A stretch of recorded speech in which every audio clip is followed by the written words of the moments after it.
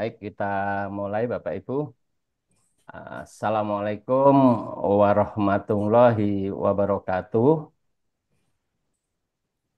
Selamat pagi dan salam sejahtera untuk kita semua. Salam sehat selalu dan salam pengadaan. Baik, yang saya hormati Bapak Muji Santosa selaku Direktur Muji Santosa Training and Consulting. Yang saya hormati pula Bapak Rudi Irwandi, sahabat kita, ahli kita. Kebetulan hari ini beliau sebagai narasumber yang akan menyampaikan paparan materi tentang kebutuhan tenaga ahli konsultan pengawasan untuk bangunan gedung sederhana. Yang saya hormati pula tim dari Muji Santosa Training and Consulting serta seluruh Bapak Ibu yang berkesempatan hadir pada pagi atau siang hari ini.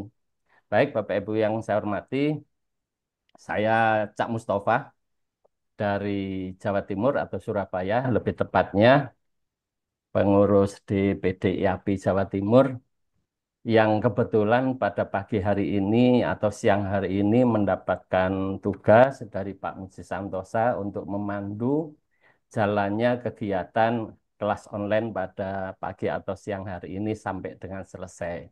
Baik, Bapak Ibu yang saya hormati, sebelum acara ini kita mulai, Bapak Ibu, marilah kita berdoa bersama agar acara kita dapat berjalan dengan lancar, tanpa ada gangguan goib, nggih, karena kelas online, tanpa gangguan internet, dan mudah-mudahan apa yang kita akan dibahas selama 1,5 jam ke depan dapat bermanfaat bagi kita semua.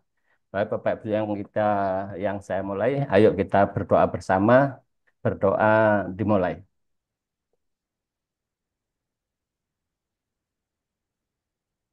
Baik, terima kasih. Bapak Ibu sekalian yang saya hormati, tata tertib pada kegiatan kita hari ini, narasumber akan menyampaikan paparan materi selama 45 menit ke depan. Terus setelah paparan narasumber selesai, kita lanjutkan dengan diskusi, Bapak Ibu. Diskusi kita lakukan juga selama kurang lebih 45 menit ke depan.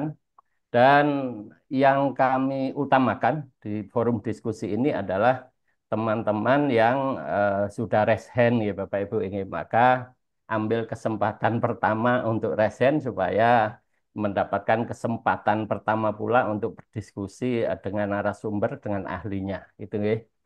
Terus Bapak Ibu jangan lupa post test, ada post testnya nggih Bapak Ibu, daftar hadir. Silakan diisi paling lambat nanti 10 menit setelah berakhirnya acara ini Bapak Ibu silakan ngisi karena kaitannya juga dengan penerbitan sertifikat diisi sesuai nama lengkap Bapak Ibu semua nggih. Kebetulan sudah dikirim sama admin MSTC di chat, kolom chat ya Bapak Ibu. Oke, baik. Sebelum kita mulai Bapak Ibu, saya ingin perkenalkan narasumber kita pada pagi hari ini. Beliau namanya adalah Bapak Rudi Irwandi, praktisi pengadaan jasa konstruksi. Kebetulan beliau ahli Bapak Ibu, ahli kontrak kerja konstruksi, ahli madya teknik bangunan gedung, ahli madya teknik jembatan, ahli muda teknik sumber daya air, ahli muda K3 konstruksi. Kompetensi beliau Bapak Ibu, teknisi refrigerasi domestik, pengawas bangunan perumahan, pengawas lapangan pekerjaan jalan, petugas keselamatan konstruksi, pengawas mutu pelaksanaan konstruksi bangunan gedung, serta banyak lagi Bapak Ibu ahli-ahli yang lain. Kalau saya baca semua mungkin akan sampai selesainya tidak cukup nih, karena saking banyaknya keahlian beliau. Maka tepat kiranya Bapak Ibu kalau Bapak Ibu berkesempatan hadir di pagi atau siang hari ini untuk mengikuti kelas online ini Bapak Ibu, karena kita akan berdiskusi dengan ahlinya langsung karena praktisi langsung beliau sebagai ahli-ahli di bidangnya gitu nggih. Baik Bapak Ibu, sebelum kita lanjutkan Bapak Ibu, saya eh, menyampaikan terima kasih atas seluruh kehadiran dan partisipasi Bapak Ibu semua. Oke, tanpa memperpanjang waktu, waktu dan layar saya serahkan sepenuhnya kepada Bang Rudi Irwandi. Panggilannya Bang ya Bapak Ibu ya, Bang Rudi Irwandi selama 45 menit ke depan. Dipersilahkan Bang Rudi. Baik, saya coba share screen. Udah kelihatan ini, Jak? Sudah Bang Rudi. Bentar ya. Coba share screen lagi, kebetulan lepas. Udah kelihatan? Oke, oke, silahkan Bang Rudi, sudah tampak. Oke, terima kasih atas waktu dan kesempatannya kepada Pak Mustafa. Saya buka. Assalamualaikum warahmatullahi wabarakatuh. Selamat pagi menjelang siang ini Bapak Ibu yang hari ini hadir di acara kelas khusus webinar MSTC pada hari Sabtu 28 Desember tahun 2024. Yang saya hormati Pak Muji Santosa sebagai Direktur FSTC, yang saya cintai dan selalu saya banggakan Pak Gubes kita, Pak Cak Mustafa, dan Bapak Ibu yang hari ini menyempatkan waktu untuk menghadiri acara webinar hari ini. Saya izin Bapak Ibu mohon maaf kemarin karena ada rapat dadakan yang tidak bisa ditinggal karena sangat urgen. Jadi terpaksa hari ini menggeser jadwal pada hari Sabtu dan sekali lagi saya mohon maaf Bapak Ibu atas acara yang dadakan tersebut. Baik, Bapak Ibu di sini disampaikan Pak Mustafa tadi saya seorang praktisi Bapak Ibu. Jadi di sini kita juga hanya sekedar berbagi saja Bapak Ibu. Saya tidak mengajari Bapak Ibu. Di sini kita berbagi wawasan saja. Baik, hari ini eh, materi yang ingin saya sampaikan adalah kebutuhan tenaga ahli konsultan pengawasan untuk bangunan gedung sederhana.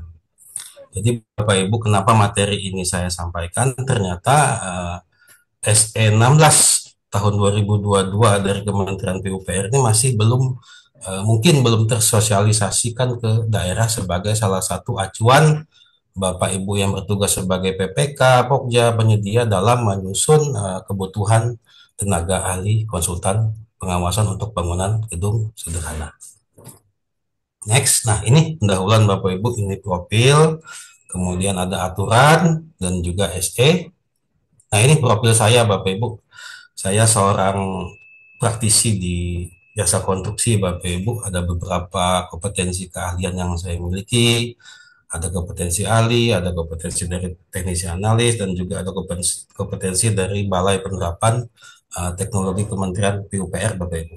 Pengalaman dan profesi saya sudah sejak tahun 2004 Bapak Ibu, jadi sudah 21 tahun lebih saya berkutat di jasa konstruksi, banyak manisnya, banyak pahitnya, banyak berbagi ilmunya, dan hari ini bisa diberikan kesempatan oleh Pak Muji untuk berbagi wawasan saja Bapak Ibu kepada Bapak Ibu. Dan saya juga bekerja dari bawah Bapak Ibu, dari kabupaten, kota, provinsi, sampai di kementerian lembaga, sampai juga berteman dengan teman-teman penegak hukum dalam rangka untuk memberi keterangan ahli dalam hal umpama terjadinya dugaan tindak pidana korupsi pekerjaan konstruksi. Dan juga sebagai narasumber di MSTC ini sudah keenam kalinya Pak Mustafa, Pak Muji memberikan kesempatan kepada saya. Kemudian pada awal tahun 2024 kemarin menjadi asesor juga Bapak Ibu untuk melakukan asesmen kepada badan usaha yang ingin memperoleh SBU. Next. Nah ini Bapak Ibu, sekilas inilah aturan mengenai pengadaan jasa konstruksi pembangunan bangunan gedung negara Bapak Ibu. Saya tidak ingin menjelaskan aturan, nanti Bapak Ibu bisa baca aturan-aturan ini. Ada yang pertama adalah Undang-Undang Nomor 28 tahun 2002 mengenai bangunan gedung.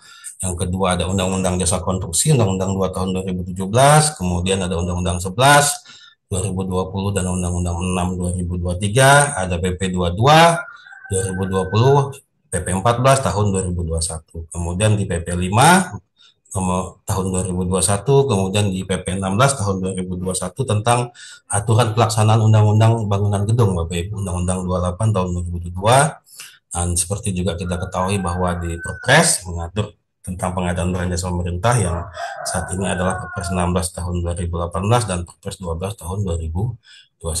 Akibat terbitnya Perpres itu tentu saja Bapak Ibu yang sering membaca aturan ini sudah menjadi kitab suci adalah Perlem LKPP 11 tahun 2021 dan Perlem LKPP 12 tahun 2021 dan diikuti beberapa peraturan Menteri PUPR. Nah, ini Bapak Ibu, hari ini yang ingin saya sampaikan. Izin Cak, kalau nanti waktunya habis, tolong diingatkan ya Cak ya. Oke, siap Bang. Siap. 8. Ya, terima kasih. Nah, ini Bapak Ibu, inilah SE mengenai susunan tenaga ahli penyedia jasa konsultansi pengawasan konstruksi, yaitu SE nomor 16 tahun 2022 tentang susunan tenaga ahli penyedia jasa konsultansi pengawasan konstruksi di Kementerian Pekerjaan Umum dan Perumahan Rakyat yang ditetapkan pada tanggal 4 Agustus tahun 2022. Next. Nah, ini Bapak Ibu. Ada 4 yang ingin saya sampaikan ke Bapak Ibu. Mungkin nanti bisa membantu teman-teman PPK, teman-teman Pokja, dan penyedia yang hari ini hadir untuk ikut webinar.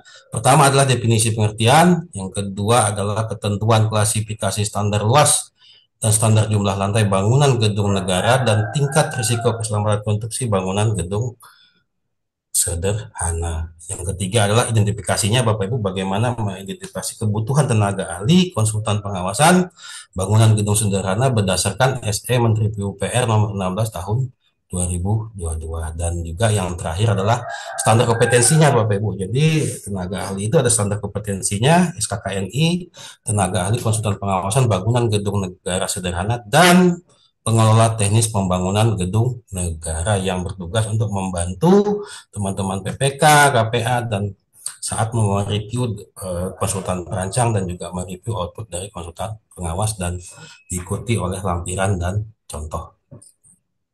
Baik, nah, hari ini pengertian Bapak Ibu.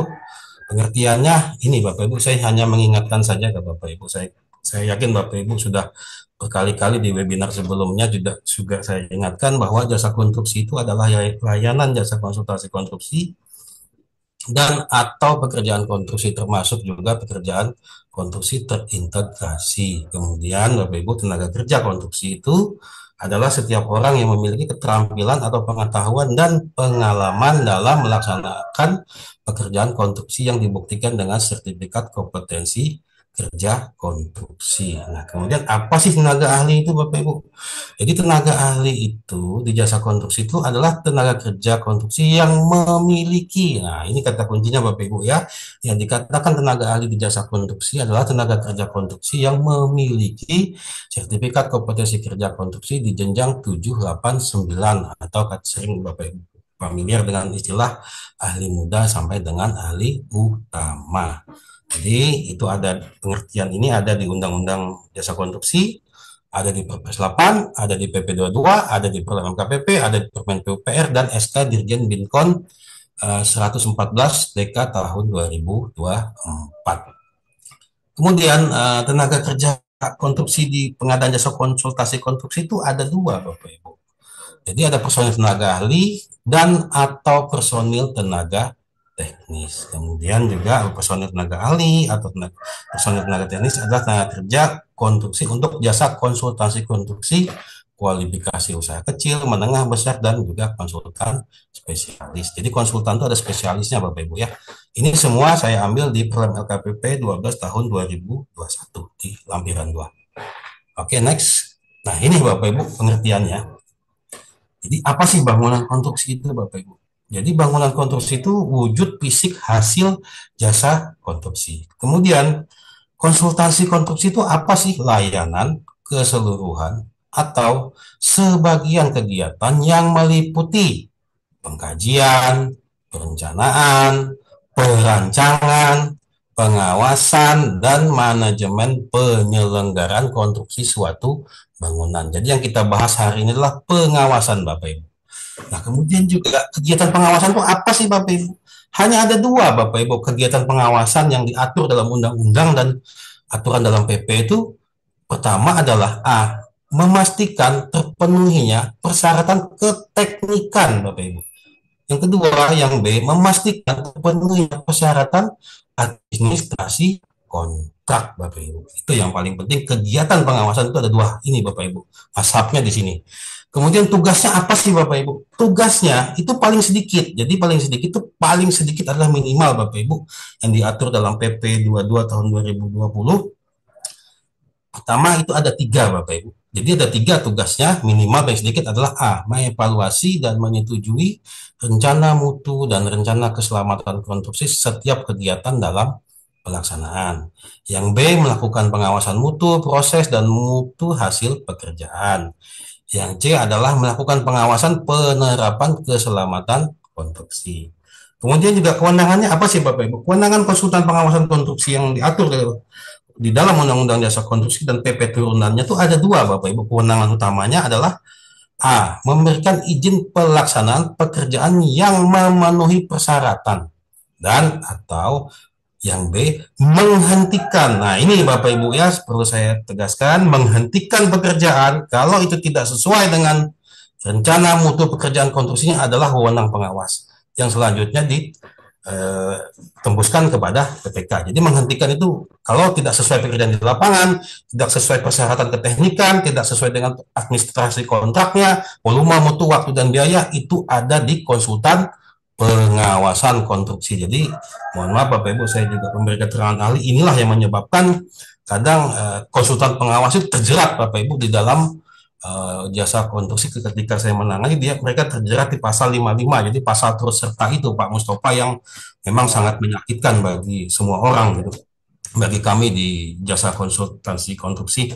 Dan terakhir juga penyedia itu apa sih? Penyedia jasa konsultasi konstruksi itu yang melakukan pengawasan itu memiliki tanggung jawab Bapak Ibu. Jadi tanggung jawabnya ada dua, bertanggung jawab terhadap hasil pelaksanaan pekerjaan konstruksi sesuai dengan tugas dan tanggung jawabnya. Jadi hasil pelaksanaan pekerjaan konstruksi itu adalah tanggung jawab. Jadi dia tuh menanggung sebagian beban dari PPK itu Bapak Ibu. Dalam mengendalikan kontrak, konsultan pengawas itu bertanggung jawab terhadap hasil pelaksanaan pekerjaan konstruksi. Yang kedua, yang B, memberikan laporan. Nah, ini laporan inilah yang menjadi dasar alat monitoring PPK atau KPA dalam mengendalikan kontrak sesuai ketentuan dalam Perpres, sesuai dengan ketentuan dalam kontrak kerja konstruksi, Bapak Ibu. Mungkin nanti di lain waktu nanti kalau Pak Muji memberikan kesempatan, saya akan memberikan downgrade bagaimana kontrak kerja konstruksi yang sebaiknya dan seharusnya yang sering saya alami untuk meminimalisir hal-hal yang tidak diinginkan atau meminimalisir mitigasi resiko dalam pengendalian dan pelaksanaan kontrak. Ini semuanya ada di undang-undang Bapak Ibu ya, di PP dan di PP 14 tahun 2021. Oke, next.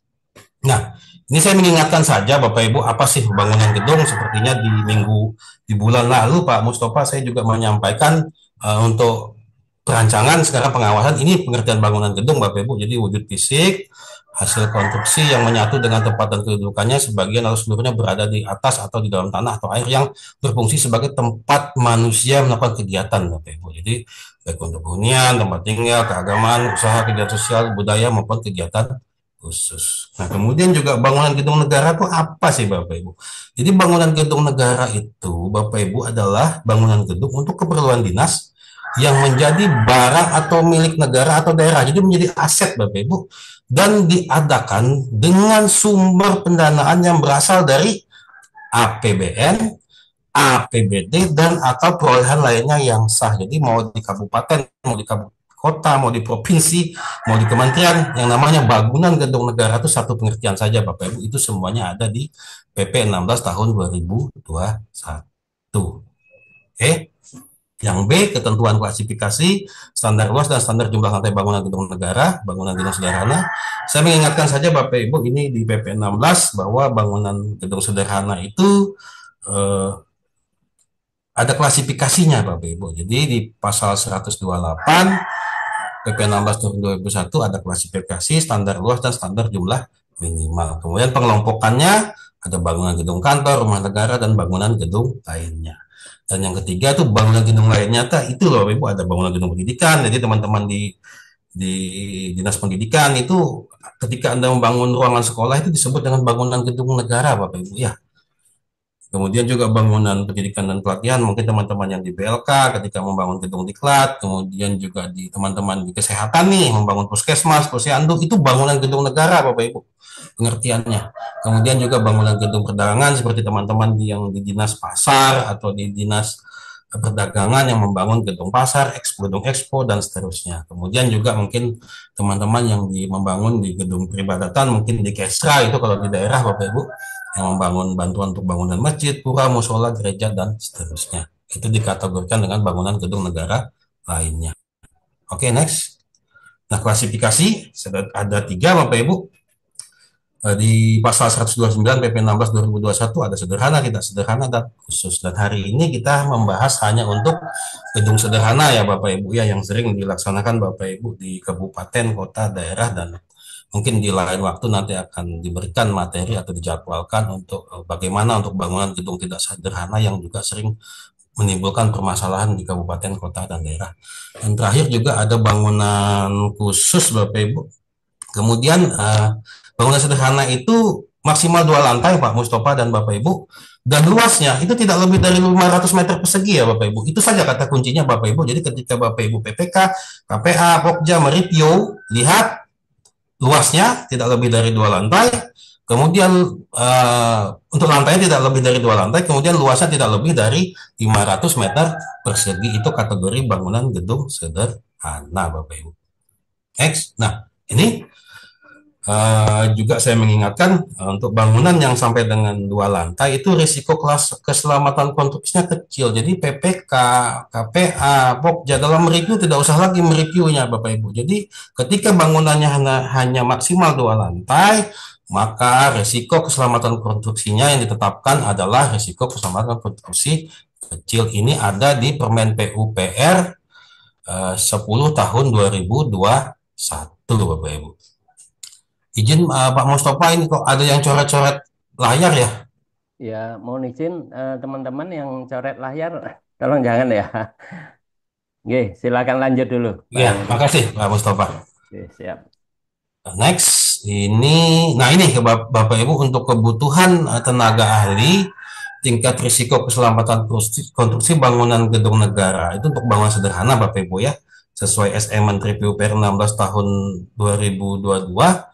Untuk pekerjaan risiko minimal besar itu atau risiko besar itu Bapak Ibu, itu harus ahli madya K3 konstruksi atau ahli keselamatan konstruksi dengan pengalaman paling singkat 3 tahun, atau ahli utama K3 konstruksi atau ahli keselamatan konstruksi tanpa pengalaman Bapak Ibu. Nah, untuk pekerjaan berisiko sedang itu minimal ahli muda K3 konstruksi atau ahli keselamatan konstruksi dengan pengalaman paling singkat 3 tahun, atau ahli madya K3 konstruksi atau ahli keselamatan konstruksi tanpa pengalaman Bapak Ibu. Dan juga untuk risiko kecil hari ini yang kita bahas adalah gedung sederhana, itu minimal ahli muda Bapak Ibu. Memang itu ada termaktub di Permen PUPR 10 tahun 2021 yang sering dibahas Pak Mustafa juga ketika menyampaikan materi. Wis tuwa ya Cak, bahasa Jawanya Ya, SMKK. Jadi kalau betul. sampai nggak muteng itu nanti saya kembalikan ke Pak Mustafa nanti Bapak Ibu. Siap, 86, Bang. Nah, Nah, jadi maka seharusnya peraturan dan sebaiknya penyedia jasa konsultasi pengawasan konstruksi yang diperlukan adalah ahli K3 konstruksi atau ahli keselamatan konstruksi, ahli muda jenjang 7 Bapak Ibu. Jadi ahli muda itu jenjang 7 sesuai ketentuan Permen PUPR 10 2021 dan SE Menteri PUPR 16 tahun 2022. Oke, next. Nah, ini identifikasinya Bapak Ibu, identifikasi kebutuhan tenaga ahli konsultan untuk pengawasan bangunan gedung sederhana berdasarkan SE 16 tahun 2022 Bapak Ibu ya. Nah, ini identifikasinya Bapak Ibu. Jadi kebutuhan tenaga ahli dan atau tenaga teknis mengikuti identifikasi output yang dihasilkan Bapak Ibu. Jadi dilihat dari kompleksitas pekerjaan dan kategori bangunan konstruksi yang akan diawasi dengan asas ekonomis, efisiensi, dan efektivitas guna mencapai pengadaan value for money.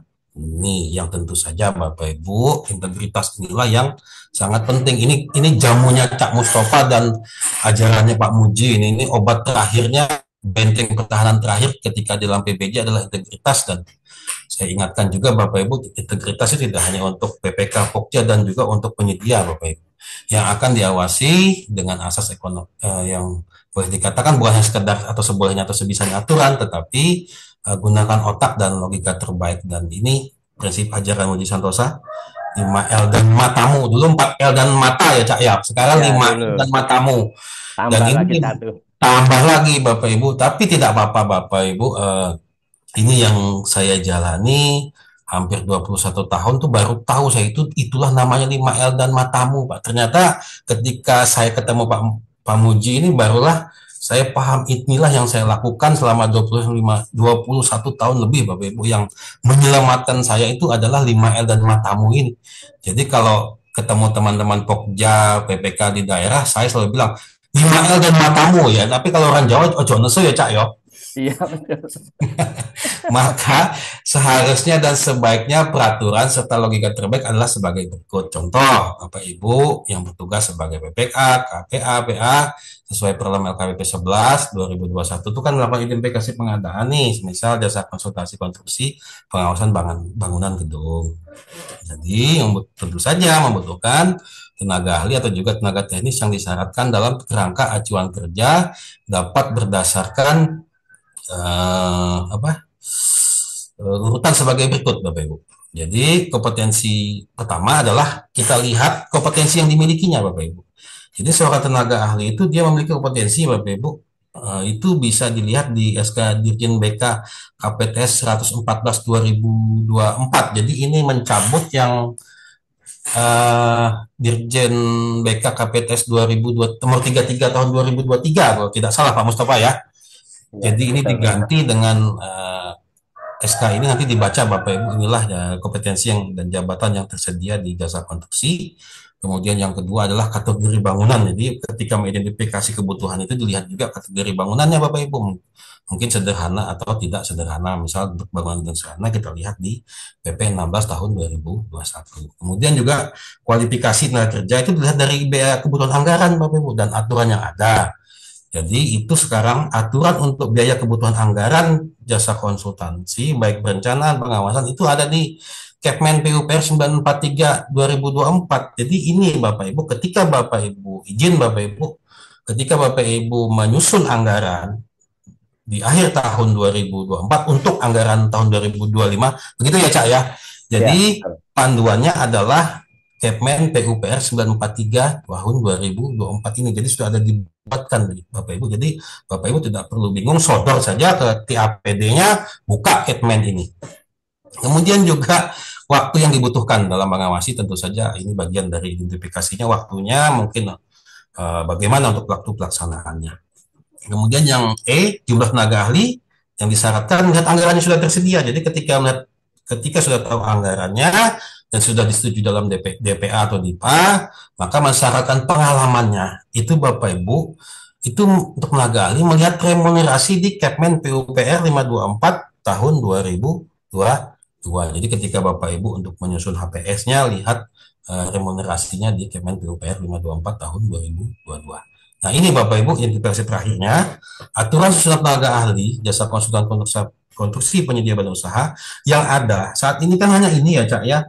Jadi mohon maaf Bapak Ibu, jadi aturan yang ada saat ini itu hanya SN 16 ini Bapak Ibu yang menyusun susunan tenaga ahli. Jadi menggunakan prinsip Pak Muji itu kepada PPK atau KPA, saya ingatkan dalam menyusun kerangka acuan kerja kita harus menggunakan seharusnya dan sebaiknya peraturan serta logika terbaik mengacu kepada SE Menteri PUPR 16 tahun 2002 mengenai pengawasan.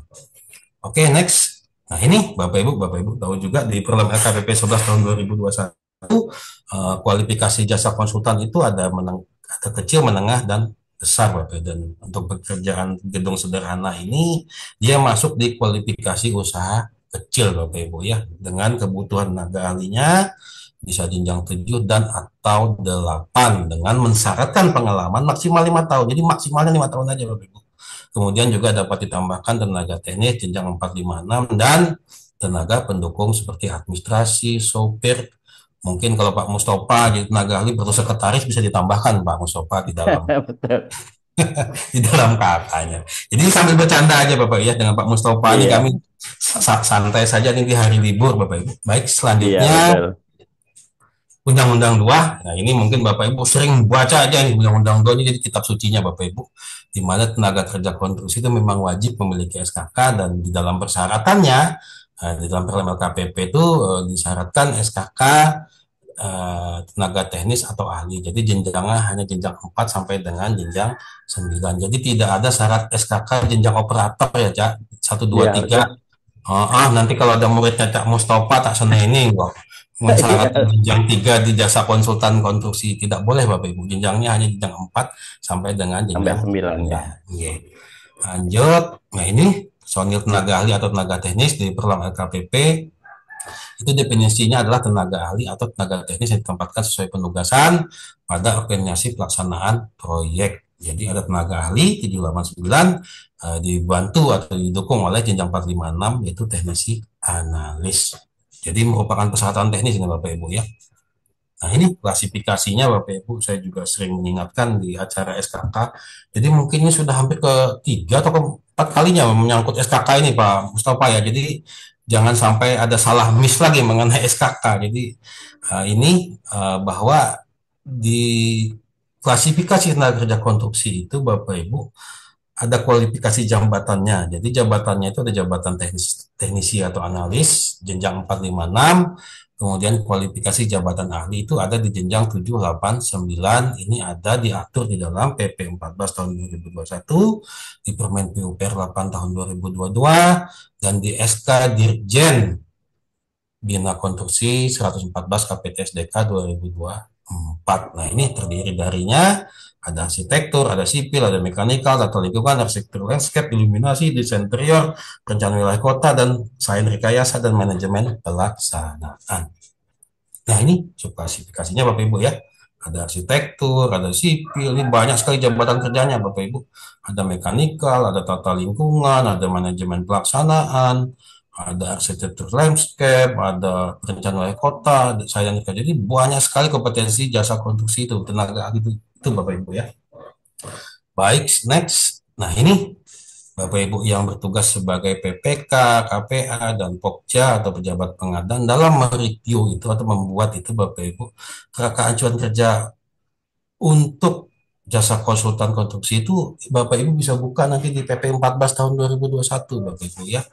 Nah, hari ini saya hanya membahas spesifikasinya khusus kepada poin C-nya ini Bapak Ibu. Jadi kompetensi dan jumlah kebutuhan tenaga ahli. Jadi inilah yang turunannya Bapak Ibu di dalam KAK itu harus ada kompetensi dan jumlah kebutuhan tenaga ahli karena ini mengacu kepada Undang-Undang Jasa Konstruksi yang diturunkan melalui PP 14 tahun 2021 pasal 70E ayat 3 dan 4. Oke, next. Nah, ini Bapak Ibu sesuai PP 14 tahun 2021 pasal 70 ayat 3C, maka PPK dalam membuat KAK itu memuat kompetensi dan jumlah kebutuhan tenaga ahli untuk pengawasan bangunan gedung. Dalam hal ini, bangunan gedung sederhana dapat mengacu kepada ST Menteri PUPR 16 tahun 2022 pada poin C dan poin D. Jadi ini maksud dan tujuannya bahwa ini dimaksudkan pertama adalah surat edaran ini dimaksudkan jadi ini ditujukan kepada teman-teman PPK Bapak Ibu ya. Kemudian juga surat edaran ini bertujuan untuk, nah ini yang paling penting Bapak Ibu, mewujudkan pengawasan pekerjaan konstruksi yang dilakukan tenaga ahli, penyedia jasa konsultasi, pengawasan konstruksi sesuai dengan tingkat kompetensi dan keahlian yang diperlukan Bapak Ibu. Jadi inilah tujuan SE ini Bapak Ibu. Kemudian ruang lingkupnya ada mengenai tanggung jawab, tugas, wewenang, penyedia, jasa konsultasi konstruksi untuk kegiatan pengawasan pekerjaan konstruksi. Kemudian juga lingkup pekerjaan yang melibatkan konsultan pengawas itu apa saja, kemudian susunan tenaga ahli, kemudian tugas tenaga ahli, dan kualifikasi pendidikan, pengalaman, dan keahlian tenaga konsultan pengawas. Oke, next. Nah, ini Bapak Ibu ruang lingkupnya di SE 16 Karena hari ini kita membahas gedung, jadi di SE 16 itu sudah ada Bapak Ibu ruang lingkupnya di pada poin F3 F1 untuk bangunan gedung, lingkup pekerjaan konstruksi yang melibatkan konsultan pengawas ada di bangunan gedung sederhana, bangunan gedung tidak sederhana, dan bangunan gedung khusus. Mungkin nanti lain waktu Bapak Ibu saya sampaikan mengenai bangunan gedung tidak sederhana dan juga bangunan gedung khusus. Karena hari ini kita hanya membahas gedung sederhana yang sering Bapak Ibu laksanakan di kabupaten kota. Oke, next. Nah ini Bapak Ibu, untuk ketentuan jumlah yang dapat disyaratkan dalam KK itu mengacu pada poin D di dalam SE 16 untuk bangunan gedung itu. Jadi SE ini mengatur paling banyaknya Bapak Ibu ya, paling maksimalnya yang bisa digunakan.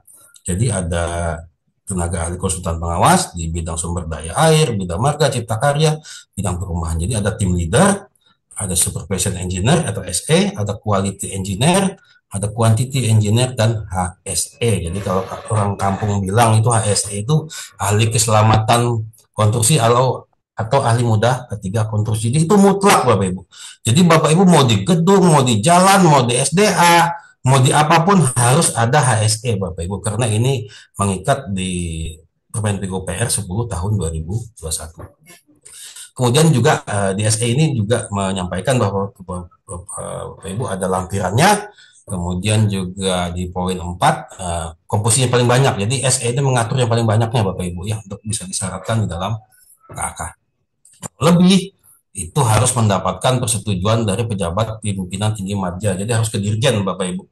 Kalau di Kementerian PUPR kalau kami mensyaratkan lebih maka harus izin ke dirjen. Kalau tidak salah begitu ya Pak Mustafa ya, Ya, pejabat betul, pimpinan Pak. tinggi madya ya. Oke, oke. Betul. Next. Nah, ini susunan yang tenaga ahli pengawasan gedung sederhana dapat disyaratkan sebagai berikut. Jadi ini paling banyak seperti ini Bapak Ibu ya. Jadi ada tim leader, ada supervision engineer, dan ada HSE. Untuk tim leader itu satu orang, kemudian di SE atau quality atau quantity ada tiga, ada ahli arsitektur bangunan gedung, struktur bangunan gedung, ahli mekanikal atau elektrikal, dan juga plumbing dan HSE engineer. Nah, ini Bapak Ibu yang paling sedikitnya bagaimana sih? Jadi ada justifikasinya Bapak Ibu supaya Bapak Ibu paham karena disyaratkan tadi paling banyak, bagaimana sih paling sedikitnya tuh bisa diaplikasikan di daerah yang di APBD, kabupaten, kota, provinsi. Jadi ini Bapak Ibu, pertama, justifikasinya adalah sebagai berikut. Ketersediaan tenaga ahli dengan SKK ahli madya arsitek itu di daerah masih terbatas Pak Mustafa. Hmm. Dikarenakan LSP-nya yang menangani jabatan kerja ini itu baru beroperasional pada semester 2 tahun 2024 Pak Mustafa. Oh, baru 6 bulanan Jadi ya, Bang ya Leo. itulah kita tidak apa karena emang LSP-nya yang baru beroperasional secara normal pada pertengahan tahun 2024. Jadi memang agak sulit kalau di daerah Bapak Ibu ya, di kabupaten kota mereka kebanyakan juga di provinsi-provinsi besar saja. Nah, tapi saya yakin dalam setahun 2 tahun ke depan pasti akan memenuhi lah jumlahnya. Seperti tahun 2002 dulu ya, Cak. LSP pada saat itu kan sepi. Betul, betul, Pak. Tapi tahun 2023 udah meledak tuh. Jadi tidak ada alasan lagi untuk tidak bisa terpenuhi. Kemudian juga justifikasi keduanya SE dengan atau supervision engineer dengan SKK 5 dia arsitek itu Bapak Ibu dapat dirangkap atau digantikan oleh quantity engineer maupun quality engineer dengan personil SKK ahli muda teknik bangunan gedung dengan pertimbangan kompetensi yang dimilikinya. Jadi ahli arsitek media tadi karena di daerah mungkin saja terbatas dapat digantikan tugasnya dengan ahli muda teknik bangunan gedung dengan pertimbangan kompetensi yang dimilikinya berdasarkan SKKNI yang dimilikinya. Jadi ini Bapak Ibu ya, minimalnya di kabupaten kota ada tim leader, ada SE ya, yang terdiri dari ahli struktur dan juga mungkin mechanical engineer dan ahli K3 atau ahli keselamatan konstruksi. Nah ini, jadi untuk membantu Bapak Ibu untuk mendukung kinerja uh, tenaga ahli di pengawasan gedung sederhana supaya sebaik dan seharusnya tadi, mohon maaf Bapak Ibu, saya ketika memeriksa itu Pak Mustafa, ada di pengawasan itu saya ketemu quantity surveyor ada di juru gambar, jadi tidak diperlukan lagi Bapak Ibu di pengawasan itu untuk yang harusnya di perencanaan. Jadi terbalik Pak Mustafa, dia Oke. mengadakan tenaga pendukungnya. Tapi tidak apa-apa Bapak Ibu, hari ini saya memberikan wawasan atau membagi pengetahuan kepada Bapak Ibu dalam melaksanakan pengawasan itu tenaga ahli itu harus didukung oleh tenaga teknis yang jenjang 4, 5, 6 tadi ya Bapak Ibu ya. Dan inilah ujung tombak di lapangannya Bapak Ibu. Nanti ketika Bapak Ibu mungkin menyusun HPS, tenaga teknis ini yang paling banyak Pak di lapangan.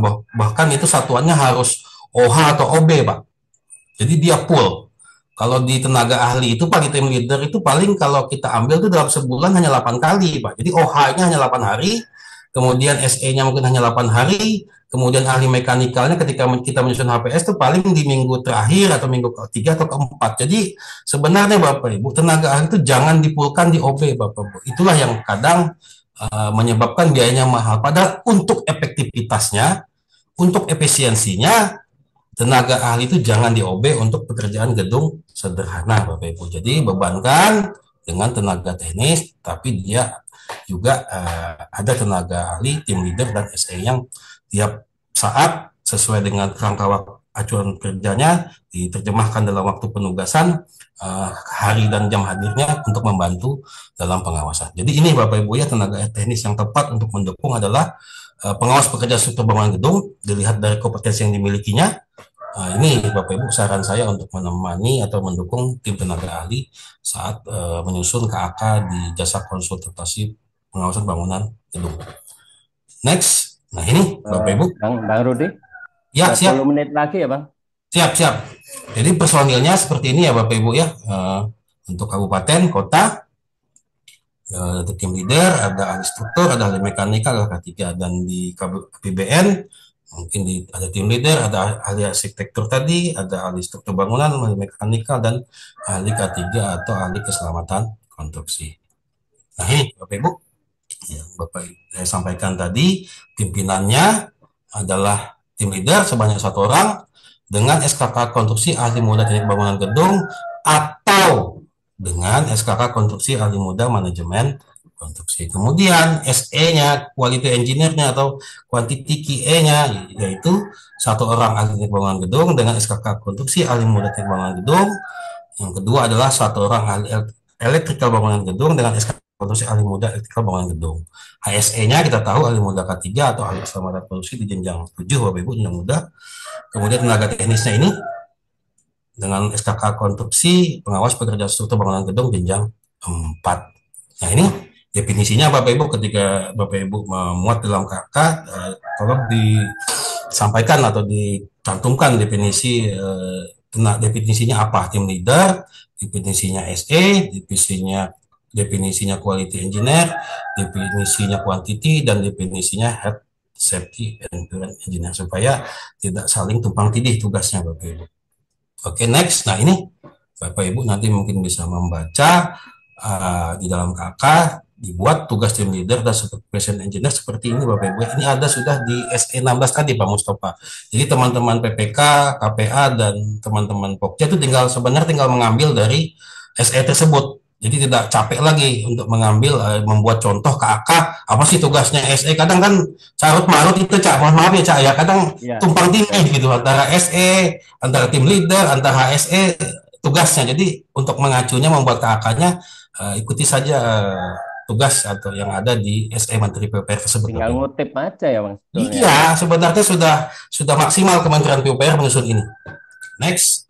Nah ini juga tugas quality engineer dan quantity engineer seperti ini Bapak Ibu. Jadi tidak sulit Bapak Ibu, sangat detail. Karena mohon maaf Bapak Ibu, kadang di pelaksanaan itu Pak Mustafa, kita ketahui kan KK merupakan bagian dari kontrak tuh untuk jasa konsultan pengawasan. Betul, betul. Nah, tidak diterjemahkan tugasnya dengan jelas dalam KK. Ini yang sering jadi masalah ketika saya juga sering membantu teman-teman APH. Jadi dalam ya inilah pengadaan jasa kontrak mungkin sudah 6 kali saya cak membantu teman-teman APH baik di kabupaten, di provinsi sampai ke pusat juga mengenai tenaga ahli dan seterusnya ini. Jadi sering bermasalah juga Bapak Ibu akibat tidak diterjemahkan secara detail dalam KK mengenai tugasnya. Nah ini juga tugas HSE Bapak Ibu harus didetailkan juga dalam KK-nya Pak Mustafa dan Bapak Ibu. Ya, Gampang kok, tinggal kopas ya Pak Mustafa ya. Iya, betul. Nah, betul. Terus selanjutnya ini Bapak Ibu standar kompetensinya untuk tenaga ahli konsultan pengawas bangunan negara sederhana dan pengelola teknis pembangunan gedung negara. Nah, ini Bapak Ibu kompetensinya. Jadi, kenapa SE itu menyusun seperti tadi Bapak Ibu susunan tenaga ahlinya itu karena kompetensinya Bapak Ibu. Jadi tidak sembarangan Bapak Ibu menyusun tenaga ahli di KAK itu karena nanti menyangkut outputnya. Nah, jadi harus pas dengan kompetensinya seperti tim leader tadi. Inilah kompetensinya tim leader tadi ahli muda manajemen konstruksi atau ahli muda teknik bangunan. Seperti ini ya Bapak Ibu ya kompetensinya nanti bisa dibaca. Nah, ini Bapak Ibu juga kompetensi tenaga ahli SKK ahli media arsitek. Nah, ini Bapak Ibu kompetensi yang dimilikinya nanti bisa dibaca. Kemudian juga kompetensi tenaga ahli SKK ahli muda elektrikal bangunan gedung. Nah, ini sering ketinggalan ya, Cak. Kadang gedung itu tidak ada elektrikalnya. Saya pernah menemui Betul. 1 tahun gedungnya kobong ya.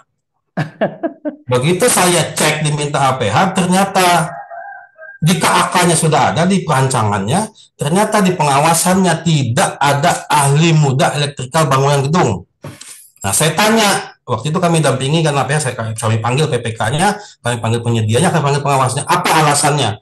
Karena duitnya tidak cukup. Lalu saya sampaikan, ahli muda elektrikal itu jangan di OB, di saat memasang kan hari saja, Cak. Jadi di Iya, OH saja dalam satuannya, ini yang sering miss. Di dalam nanti saya lampirkan juga bagaimana menyusun remunerasi per jam, per minggu, per hari, per bulan. Per detik pun bisa Pak tenaga ahli itu. jadi ngatur waktu penugasannya ya Bang Rudi ya. Iya, karena itulah Bapak Ibu, nanti mungkin di lain waktu saya akan memberikan bagaimana sebaiknya dan seharusnya membuat susunan waktu penugasan di dalam program mutu jasa konsultansi konstruksi yang dibahas saat rapat pelaksanaan kontrak downgrade-nya Bapak Ibu ya dari HPS itu dilaksanakan di situ nanti. Kuncinya di situ Pak Mustafa. Oke. Oke, nah ini juga SKK-nya ahli muda keselamatan konstruksi seperti ini Bapak Ibu. Kenapa Menteri PUPR itu dan Permen PUPR itu mensyaratkan karena inilah tugas atau kompetensi yang dimiliki oleh ahli muda keselamatan konstruksi bisa dibaca, kemudian juga kompetensi tenaga ahli SKK ahli muda K3 konstruksi bisa dibaca. Kedua-duanya bisa digunakan di perancangan, bisa digunakan di pelaksanaan, bisa digunakan di pengawasan Bapak Ibu. Jadi tidak masalah mau di ahli muda keselamatan konstruksi, mau juga ahli muda K3 konstruksi.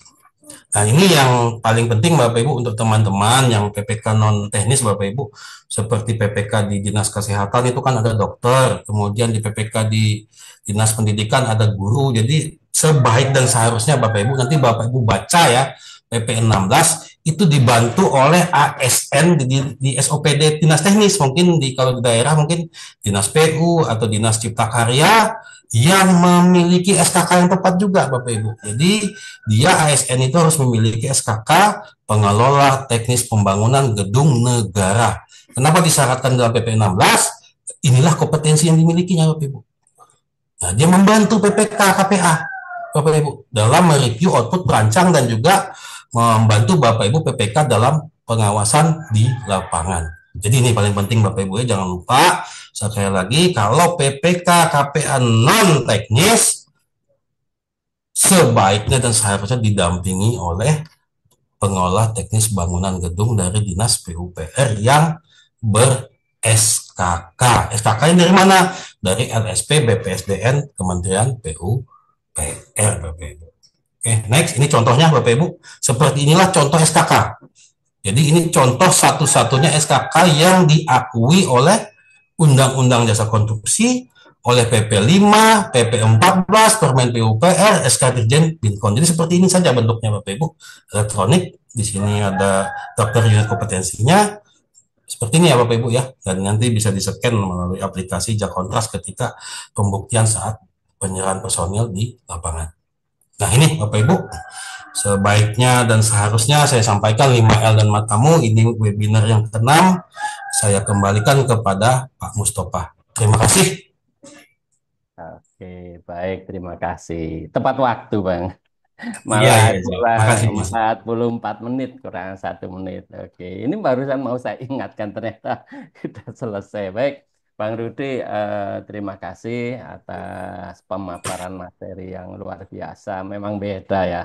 Kalau yang menyampaikan ahlinya dan bahkan itu praktisi yang sehari-harinya memang pekerjaannya bergelut di bidangnya, memang beda. Oke, baik teman-teman.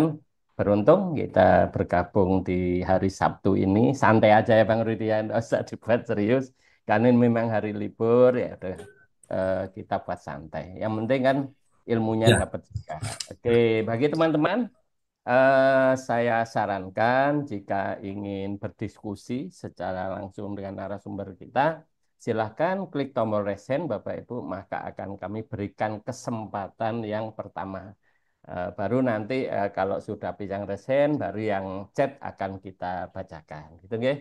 Baik Bapak Ibu, tadi ada yang mengeluh suara narasumber di tempat saya di Surabaya, beliau di Kalimantan Tengah, normal kok ya Bang Rili ya. Mungkin cek gadget Bapak Ibu, nggih, barangkali kok ada yang kecil, silakan cek volume gadgetnya.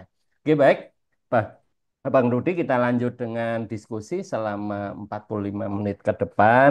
Ini kebetulan sudah ada sahabat saya ini, Pak Dirham, Pak Rahmat Dirham, dari beliau dari Mimika kebetulan sudah resen 5 menit pada saat Bang Rudi ngasih materi baru 5, beliau sudah resen ternyata, Pak.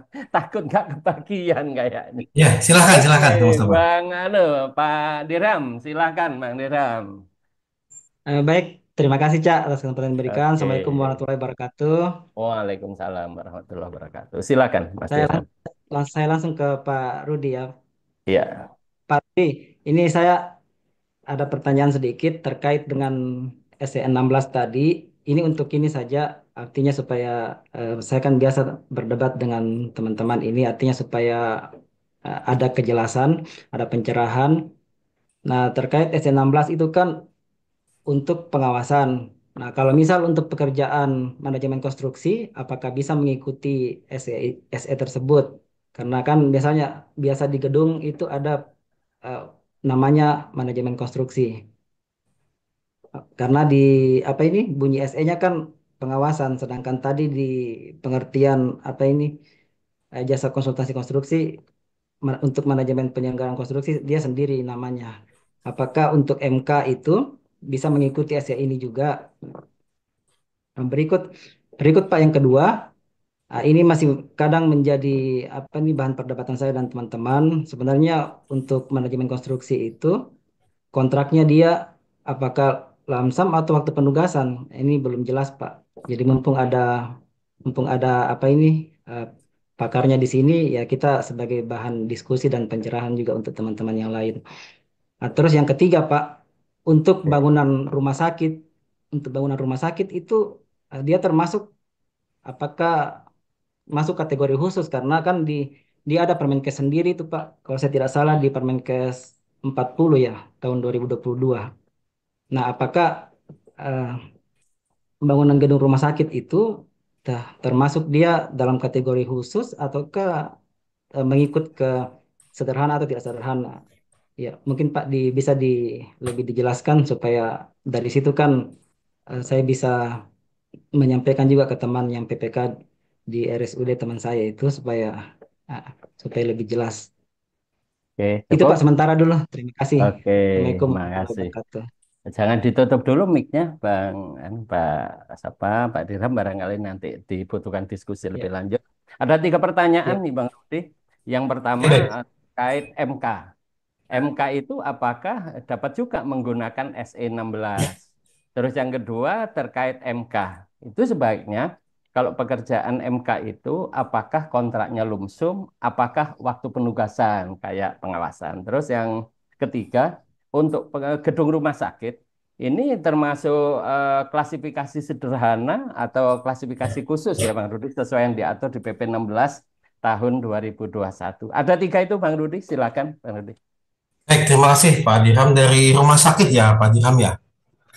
Dan Bukan Pak, UKPBC saya dari beliau Pak. UKPBJ Kabupaten Oh, dari Mimika. Itu KPB. Jadi, teman saya Ah, yang PPK di oh RSUD gitu. yang Jadi PPK mengenai MK, saya MK. Ya, sampaikan MK itu konsultan manajemen konstruksi itu di awal, Pak. Dia bukan masuk sebagai konsultan pengawasan. Berbeda konsultan manajemen konstruksi dengan konsultan pengawasan. Jangan menggunakan SE ini. SE ini untuk pengawasan. Nah, MK itu digunakan untuk bangunan gedung tidak sederhana. Yang kedua, untuk bangunan pekerjaan kompleks atau terintegrasi ya, Pak Rahmat Ilham ya. Jangan menggunakan konsultan manajemen konstruksi tidak untuk di gedung sederhana. Itu jawaban pertama. Yang kedua, bagaimana kontraknya? Manajemen konstruksi. Kontrak manajemen konstruksi itu di awal adalah lamsam, Pak. Berbeda dengan konsultan pengawasan. Konsultan pengawasan adalah sebaiknya kontrak waktu penugasan, konsultan manajemen konstruksi karena dia di awal mendampingi saat penyusunan anggaran, saat membuat KAK untuk perancangan, mereview output perancang, mereview output pengawas itu di MK, Pak. Itu kontraknya lamsam. Yang ketiga, bagaimana tepatnya untuk konsultan pengawas, tepatnya adalah kontrak waktu penugasan. Saya kira itu jawabannya, Pak. Oke, baik.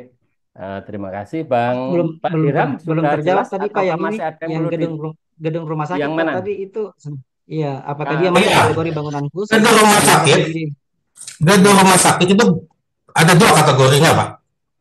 Bisa dilihat dari klasifikasinya. Nanti dibuka Bapak ya di PP 16 tahun 2021, meskipun dia Permenkes, sekali lagi Permenkes itu tunduk dengan PP, Pak. Lebih tinggi PP daripada Permenkes. Masalah kebutuhannya adalah kebutuhan gedung khusus. Jadi dia kombinasi, kalau memang dia di atas 2 lantai, dia masuk bangunan gedung tidak sederhana. Kalau nilainya menengah dan besar, dia masuk nanti harus ada MK, Pak, di awal. Jadi saya sampaikan kalau unit kerjanya di rumah sakit membangun hanya 2 lantai, itu gedung sederhana. Tapi kalau sudah lebih dari 2 lantai, luas bangunannya di atas 500 meter persegi, dia masuk gedung tidak sederhana. Nah, penggunaannya di klasifikasi bangunan khusus. Permenkes itu tunduk dengan PP 16, Pak. Di atas gedung itu bangunan apapun yang namanya bangunan gedung negara itu tunduk dengan PP, Pak. Mau dia kebutuhannya di rumah sakit, itu adalah gedung khusus. Cuma aturannya dalam menyusunnya itu ikuti PP 16 tahun 2021. Nanti juga dia harus memasukkan bangunannya ke dalam SIM-BG. Jadi harus ada SIM-BG-nya bangunan gedung rumah sakit itu, Pak Rahmat Dirham. Terima kasih. Tuh, Pak Dirham sudah terjawab kira-kira? sudah terjawab ya. Terima kasih Pak Rudi, terima Oke, kasih atas pencerahannya. oke, baik. Makasih Terima Mas kasih Dirham. sama-sama, Pak Dirham. Oke, sepakat dengan Bang Rudi, namanya peraturan pemerintah itu mengikat semuanya. Jangankan lingkungan pemerintah ya Bang Rudi, swasta pun kalau akan mendirikan Ah, bangunan gedung itu harus ya, taat dan patuh, termasuk salah satunya terhadap Permen PUPR 10 tahun 2021 kan gitu ya Bang Rudi betul ya. sekali, Pak. Oke, tadi sudah dijelaskan Bang Rudi, apa sih yang dinamakan bangunan gedung, apa sih yang dinamakan bangunan gedung negara, tadi sudah dijelaskan kan Bang Rudi ya. Oke, mudah-mudahan sudah terjawab ya Pak Dirham. Nah, kebetulan ini ada sahabat kita lagi nih Bang Rudi Ya, yang silakan, sudah Pak. angkat tangan mulai tadi. Bang Yebri, silakan Bang Yebri, ya buka videonya dan buka mic-nya. Dengar suara saya Bang? Oke, coba saya unmute mic-nya. Mas Yebri. Oke, silakan di-unmute Bang. Sudah, oke Terdengar ya, silakan. Kak? Oke, terdengar jelas kayak orangnya jelas kok. Waduh. Oke, terima Silakan kasih. lanjut Mas Jepri. Waalaikumsalam. Baik, Pak Rudi. Ya, terima kasih Pak atas waktunya. Nah, ini cuma mau ya tadi seperti Pak yang sebelumnya ya dari Pak Dirham ya kalau nggak salah. Nah, gini Pak, tadi terkait MK Pak Rudi. Nah, saya mau nanya. Jadi di kami itu ada kegiatan Pak rehab gedung rumah sakit. Cuma dia menggunakan MK, Pak, bukan konsultan pengawas seperti itu. Sementara memang kalau kita lihat dari lingkupnya itu, dia tidak terlibat dari awal, Pak. Tidak terlibat dari perencanaan. Gitu. Hadirnya pun pada saat di sisi pengawasan, walaupun yang saya baca waktu itu di output hasilnya adalah yang salah satunya dia mereview produk perencanaan. Memang itu ada, tapi hadirnya MK ini tidak dari sisi perencanaan di awal, Pak. Dia hadirnya di saat pembangunan konstruksi itu. Nah, secara garis besar sih memang ruang lingkupnya itu kalau saya perhatikan dia lebih kalah pengawasannya, Pak. Nah, itu seperti apa kira-kira Pak Rudi? Sementara ini ya kalau dari dibilang bangunannya tidak sederhana, nah itu menetapkan bangunan sederhana tidak sederhana itu sementara seperti apa? Sementara ini kan cuma bangunan rehab rehab gedung, Pak, rehab ruang rawat inap, rehab ruang administrasi, kan seperti itu. Sementara dia menggunakan MK dan nilai, kalau dari sisi nilai sendiri pun, nilainya itu tidak, artinya gini, memang tidak mencapai di atas 100 miliar, malah di bawah 100 miliar, Pak. Nah, ini kira-kira seperti apa kira-kira Pak Rudi kalau seperti itu. Terus yang kedua, terkait SE ini ya, Pak Rudi, saya Cak Mus, karena ini juga kadang teman-teman di daerah ini juga berdebat, Cak. Karena gitu bilang, ini kan SE hanya untuk PUPR gitu. Tujuannya di Kementerian PUPR. Nah, seperti apa kalau kira-kira kita menyikapinya di daerah ini, Cak? Karena kami juga pernah melakukan review itu, artinya kami arahkan kenapa tidak mengikuti SE 16 ya, kalau dia ada juga SE 7 ya kalau nggak salah tentang perencanaan itu kan seperti itu. Nah, kadang teman-teman di daerah itu juga menyatakan gitu, Pak Rudi dan Cak Mus. Ini kan hanya di Kementerian PUPR. Nah, beda seperti yang kemarin terkait TKDN itu kan ada ya Pak Cak ya, klausulnya dapat digunakan pemerintah daerah KLPD gitu. Sementara di yang ini nggak ada muncul itu. Nah, kira-kira seperti itu Cak Mus, Pak Rudi. Terima kasih. Oke, baik. Ada dua pertanyaan. Sepakat dengan Pak Yepri itu ya. Kalau yang di keputusan Menteri PUPR 602 tahun 2023 tentang batas minimum TKDN kan ada ya di klausul 8 ya. Di Betul, ke-8 Cak. surat keputusan ini batas minimum TKDN dapat digunakan juga di kementerian, garis miring lembaga, garis miring perangkat pemerintah daerah, kan itu clear ya. Nah, sedangkan di Betul. SE ini tidak ada punya itu. Nah, itu Bang Rudi yang pertama. Ada dua pertanyaan ini dari Bang Yepri.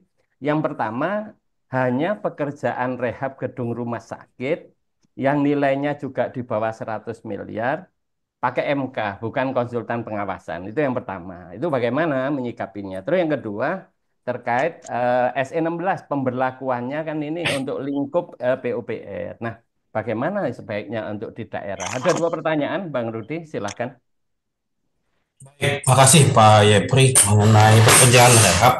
Tadi dikatakan nilainya di bawah 100 miliar. Saya tegaskan lagi, apakah ini pekerjaan kualifikasi menengah, Pak? Menengah, Pak. Kalau karena dia di Baik, atas itu 50, satu. dia Nah, situ dulu, Pak. Oke, kualifikasi menengah. Saya list lagi, gedung lantai berapa? dua lantai saja, Pak. Nah, karena itulah dia dikatakan gedung sederhana. Sederhana. Harus yang bekerja apa? Konsultan Pengawasan. Pengawas. Karena outputnya apa sesuai dengan aturan yang ada di dalam Permen PUPR tahun 10 tahun 2021 dan PP 22 tahun 2020. Jadi Bapak Ibu, saya tekankan lagi, jasa konsultasi konstruksi, satu, ada perencanaan. Yang kedua, ada perancangan. Yang ketiga, ada Pengawasan. pengawasan. Yang keempat, manajemen penyelenggaraan konstruksi atau MK. Nah, ketiga, identifikasinya. Saya mau tanya, konsultan pengawasnya nilainya berapa? Apakah nilainya masuk kecil atau menengah? Nilai paketnya. Malah nggak ada konsultan pengawas, Pak. Langsung MK aja gitu. Enggak, saya tanya, nilai MK-nya masuk kualifikasi kecil atau menengah? Menengah, Pak. Wah, Satu ini dia.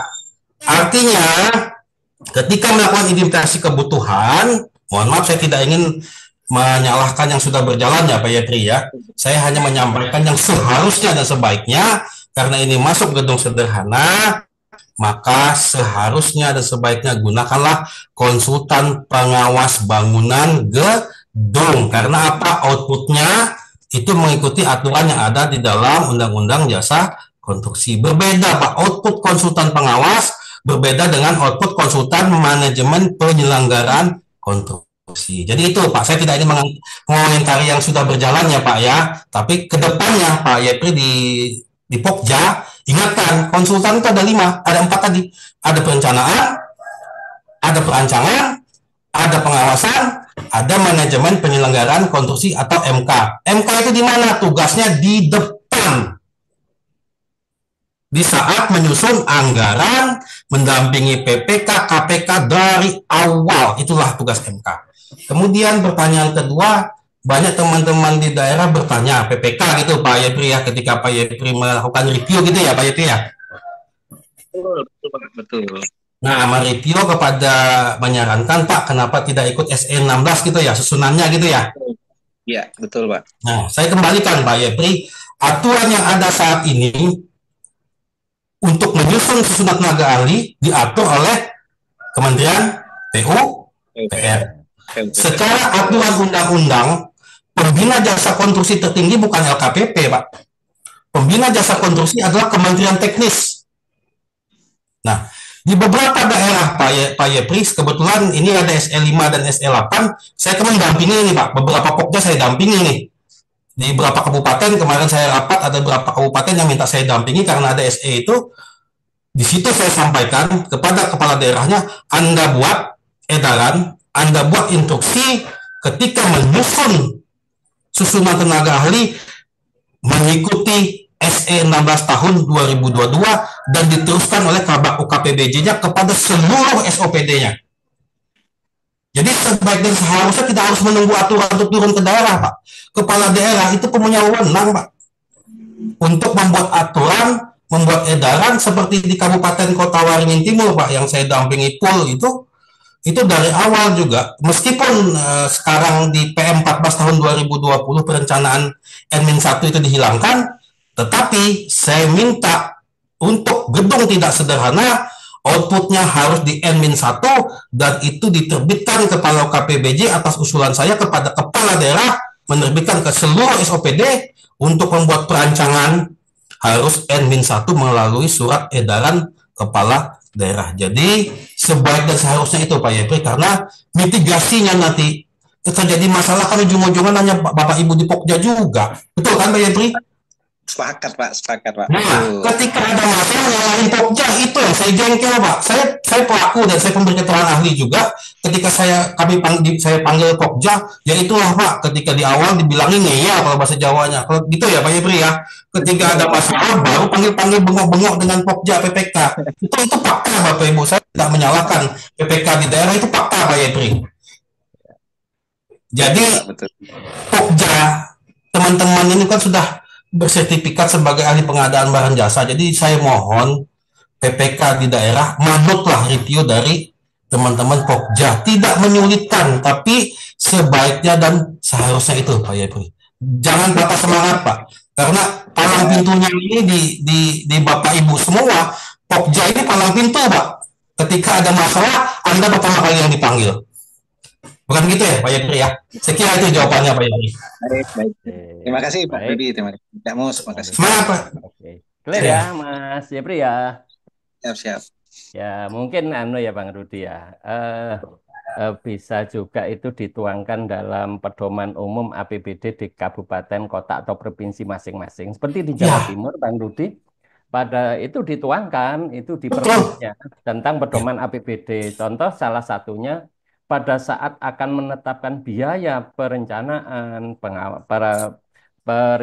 perancangan, pengawasan dan MK itu mengacu kepada PP 16 tahun 2021 di tabel 4, 17, 18 dan Nah, itu dia. artinya itu ditegaskan memang mungkin Mas Jepri di pedoman umum APBD-nya ini yang belum clear. Nah, salah satunya bisa jadi dituangkan di pedoman umum APBD di masing-masing Pemdanya terkait susunan tenaga ahli konsultan pengawasan mengacu kepada SE PUPR. Mungkin begitu ya Bang Rudi, sehingga bisa jadi clear. Nah, itu contoh di Pemprov Jatim seperti itu Bang Rudi. Bang Jepri dituangkan di pedoman umum APBD. Kabupaten yang saya dampingi juga gitu Pak. Saya sarankan Kabak UPBJ-nya membuat telaahan staf ke Dinas PUPR, kemudian Dinas PUPR naik ke Bupati, Bupatinya oke, kepala daerahnya oke, lalu membuat edaran kepada teman-teman PPK KPA untuk menyusun susunan tenaga ahli mengacu kepada SE 16 dan mengikuti review dari teman-teman Pokja dan PP. Saya kira itu. Ya, baik, apa yang ditanyakan oleh Mas Jepri tadi yang tidak clear itu pada saat penyusunan anggaran berarti Bang Rudi. Pada saat penelitian anggaran, kenapa kok MK? Harusnya pengawasan kan begitu. Nah, enggak Nah, clear-nya betul. dari sana ini Pak. Kayak Mas Jepri kan begitu ya. Pada saat Iya, sudah jadi menjadi dokumen itu identifikasi apa kebutuhan ya, makanya saya tidak iya, ingin mengomentari yang sesuatu yang berjalan yang sudah keliru, Pak. ya gitu. Sebaik Ya, depannya jangan lagi, Pak, diulangi.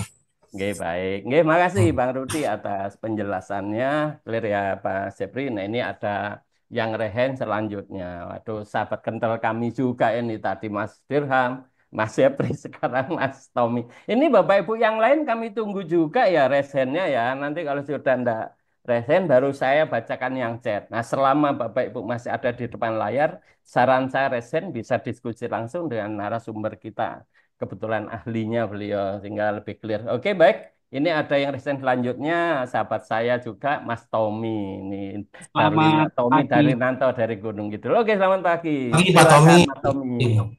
Pagi Cak Mus, Pak Rudi. Wah, Cak Pagi. Mus ini Ya, tambah silakan, Pak Tommy. ya. Moderator kita tambah muda aja ya, Pak Rudi ya. Loh iyalah, Ya, awet nem itu Pak Tommy. coba dibahas. Lanjut. Eh, ya, mohon izin bertanya ini Pak Rudi. Jadi eh, kalau tadi saya mendengar paparan, kemudian semua pekerjaan konstruksi itu harus ada konsultan perencananya dan perancangnya ya, dan pengawasnya ya tadi ya. Semua pekerjaan konstruksi yang saya tangkap seperti itu. Cuman kondisi di daerah itu, misalkan kemarin ada paket pekerjaan yang di bawah 200 juta, terus tidak ada anggaran konsultan perencana, tidak ada anggaran konsultan pengawas, kemudian dibikin semi DB gitu ya, desainer bid. Jadi nanti konsultan, nanti eh, kontraktornya itu juga sekaligus membuatkan perencanaannya gitu kan. Dan perencanaannya ditandatangani oleh PPK itu. Terus disetorkan ke dinas PU kemudian diverifikasi sama dinas PU. Nah, itu praktek-praktek yang terjadi itu seperti itu. Mohon tanggapannya Mas Rudi ya, seperti apa itu yang benar itu kan.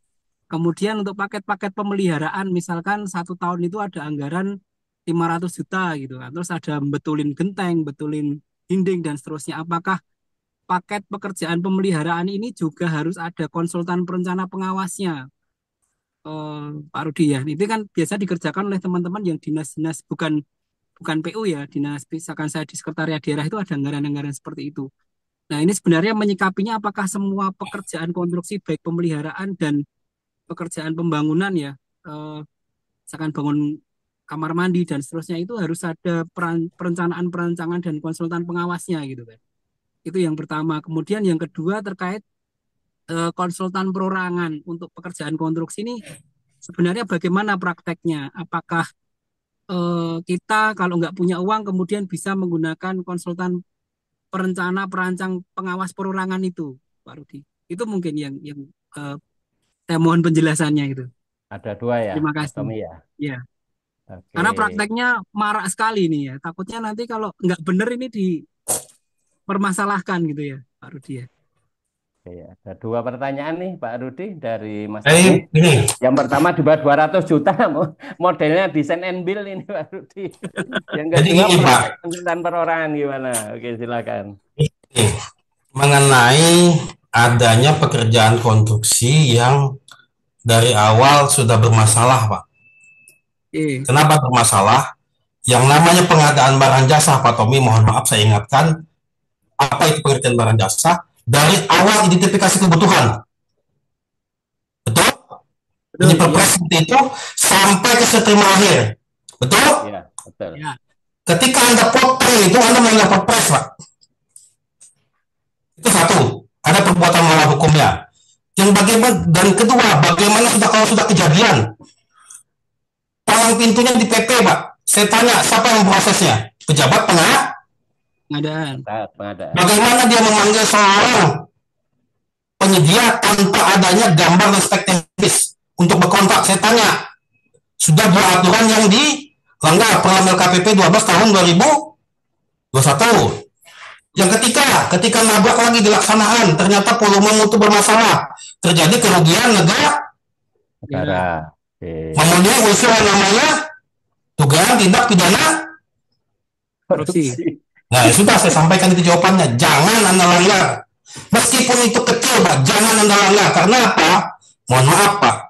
Yang namanya korupsi aturan saat ini tidak hanya karena suap, karena markup, karena maling, karena palsu, karena Anda salah saja prosedur dalam menerapkan aturan PBJ dan ada kerugian negara, meskipun nilainya kecil, itu dugaan tindak pidana korupsi. Mungkin karena kerugiannya kecil saja, di bawah 50 juta gitu Pak ya, itu dikembalikan inspektorat Pak. Tapi kalau sudah terlanjur, saya katakan PP palang pintunya yang paling bersalah, dia yang prosesnya Pak. Sampai lolos. Jadi tidak ada pekerjaan kecil itu di DB Pak.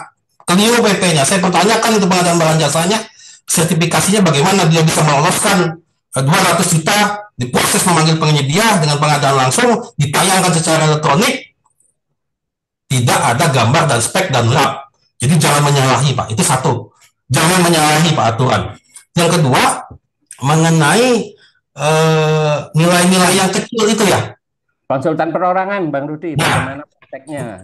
Di kabupaten saya, di Kota Waringin Timur, Pak Tommy, nanti bisa tanya kepala Kabak OKPBJ-nya, itu sudah 2 tahun, untuk nilai yang 50 juta ke bawah, itu menggunakan konsultan perorangan. Saya dorong pada daerahnya, membuat edaran instruksi untuk nilai pagu HPS di bawah 50 juta, gunakan konsultan perorangan dengan satuan OH atau OJ. Jadi nilainya 3 juta, 4 juta itu bisa dilaksanakan konsultan pengawasan.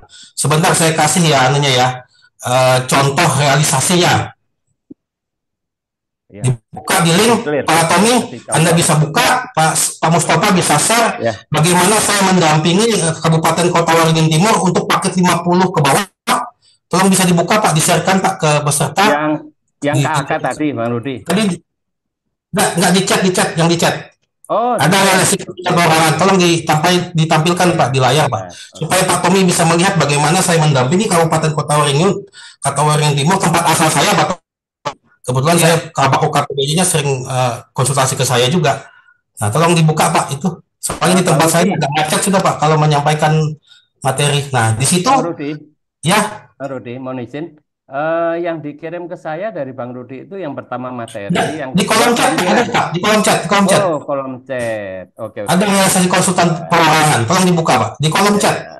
Bentar. Saya tidak bisa share ini Pak, internetnya agak nge-lag ini Pak Tommy. Minta tolong Pak Mustafa. Oh, realisasi ini ya? Ya, tolong dibuka. Biar teman-teman melihat bagaimana konsultan yang kecil-kecil itu saya pendampingan bisa Pak dilaksanakan untuk konsultan perorangan. Di perangkat KPP lampiran kan ada konsultan perorangan konstruksi Pak Tommy. Nah, nanti untuk nilainya kecil-kecil 3 juta, 4 juta itu konsultan pengawas perorangan saja Pak Tommy. Bentar, masih buka Outputnya sama dengan konsultan badan usaha ya Pak sebenarnya? Sama, laporan, absensi, dan seterusnya. Output itu tidak berbeda Pak. Yang berbeda hanya penyedia perorangan dan penyedia badan usaha. Aturan yang mengikatnya kan sama Pak. Perpres, LKPP, undang-undang. Jadi tidak berbeda Pak. Ini saya share Bang Rudi. Nah ini. Sudah tampak? Nah ini turun ke bawah Pak, hampir 2,6 miliar itu Pak realisasinya untuk konsultan perorangan di Kotim. Nilainya kecil-kecil, 4 juta, 8 juta, 7 juta. Ada 1 juta, ada 3 juta, 4 juta. Ini perorangan. Ini konstruksi Pak. Pengawasan ya. Ya, kecil-kecil. Ini perorangan semua ini ternyata Bang Tommy itu. Iya.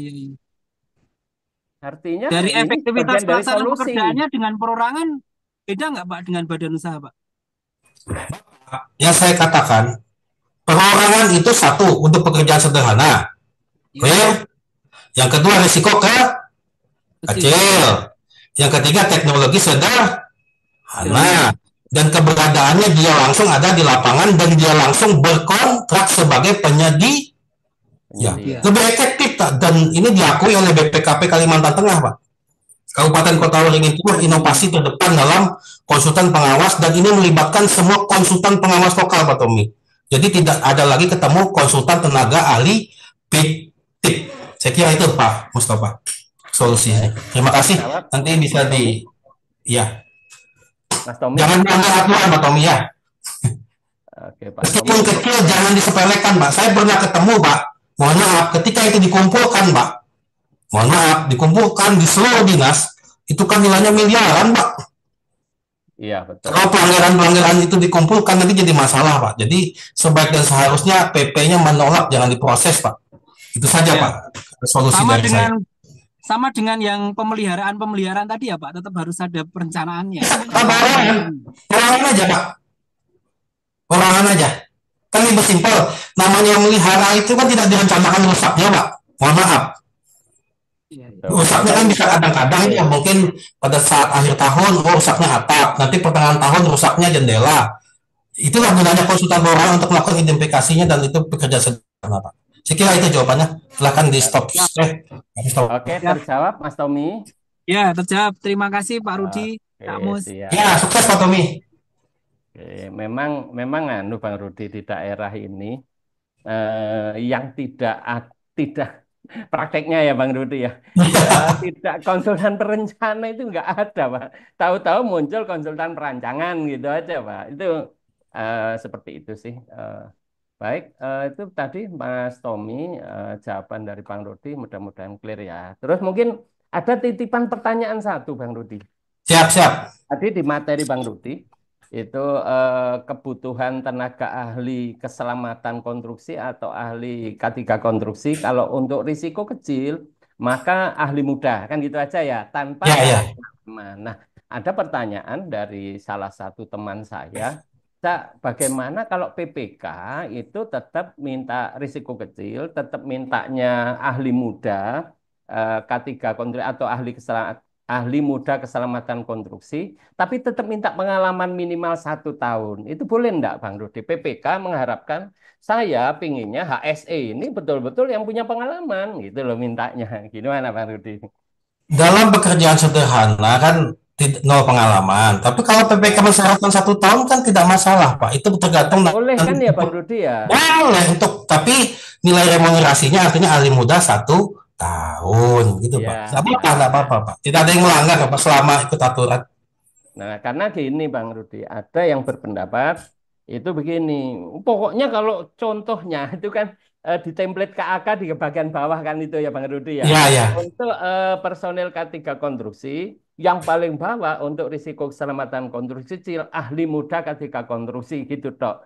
Tapi PPK minta 1, ditolak oleh Pokja. Padahal itu kebutuhannya PPK ingin memastikan bahwa gedung saya ini betul-betul dari sisi keselamatan konstruksinya betul-betul diterapkan SMKK-nya kan pinginnya itu Bang. Saya butuh pengalaman. Iya, betul.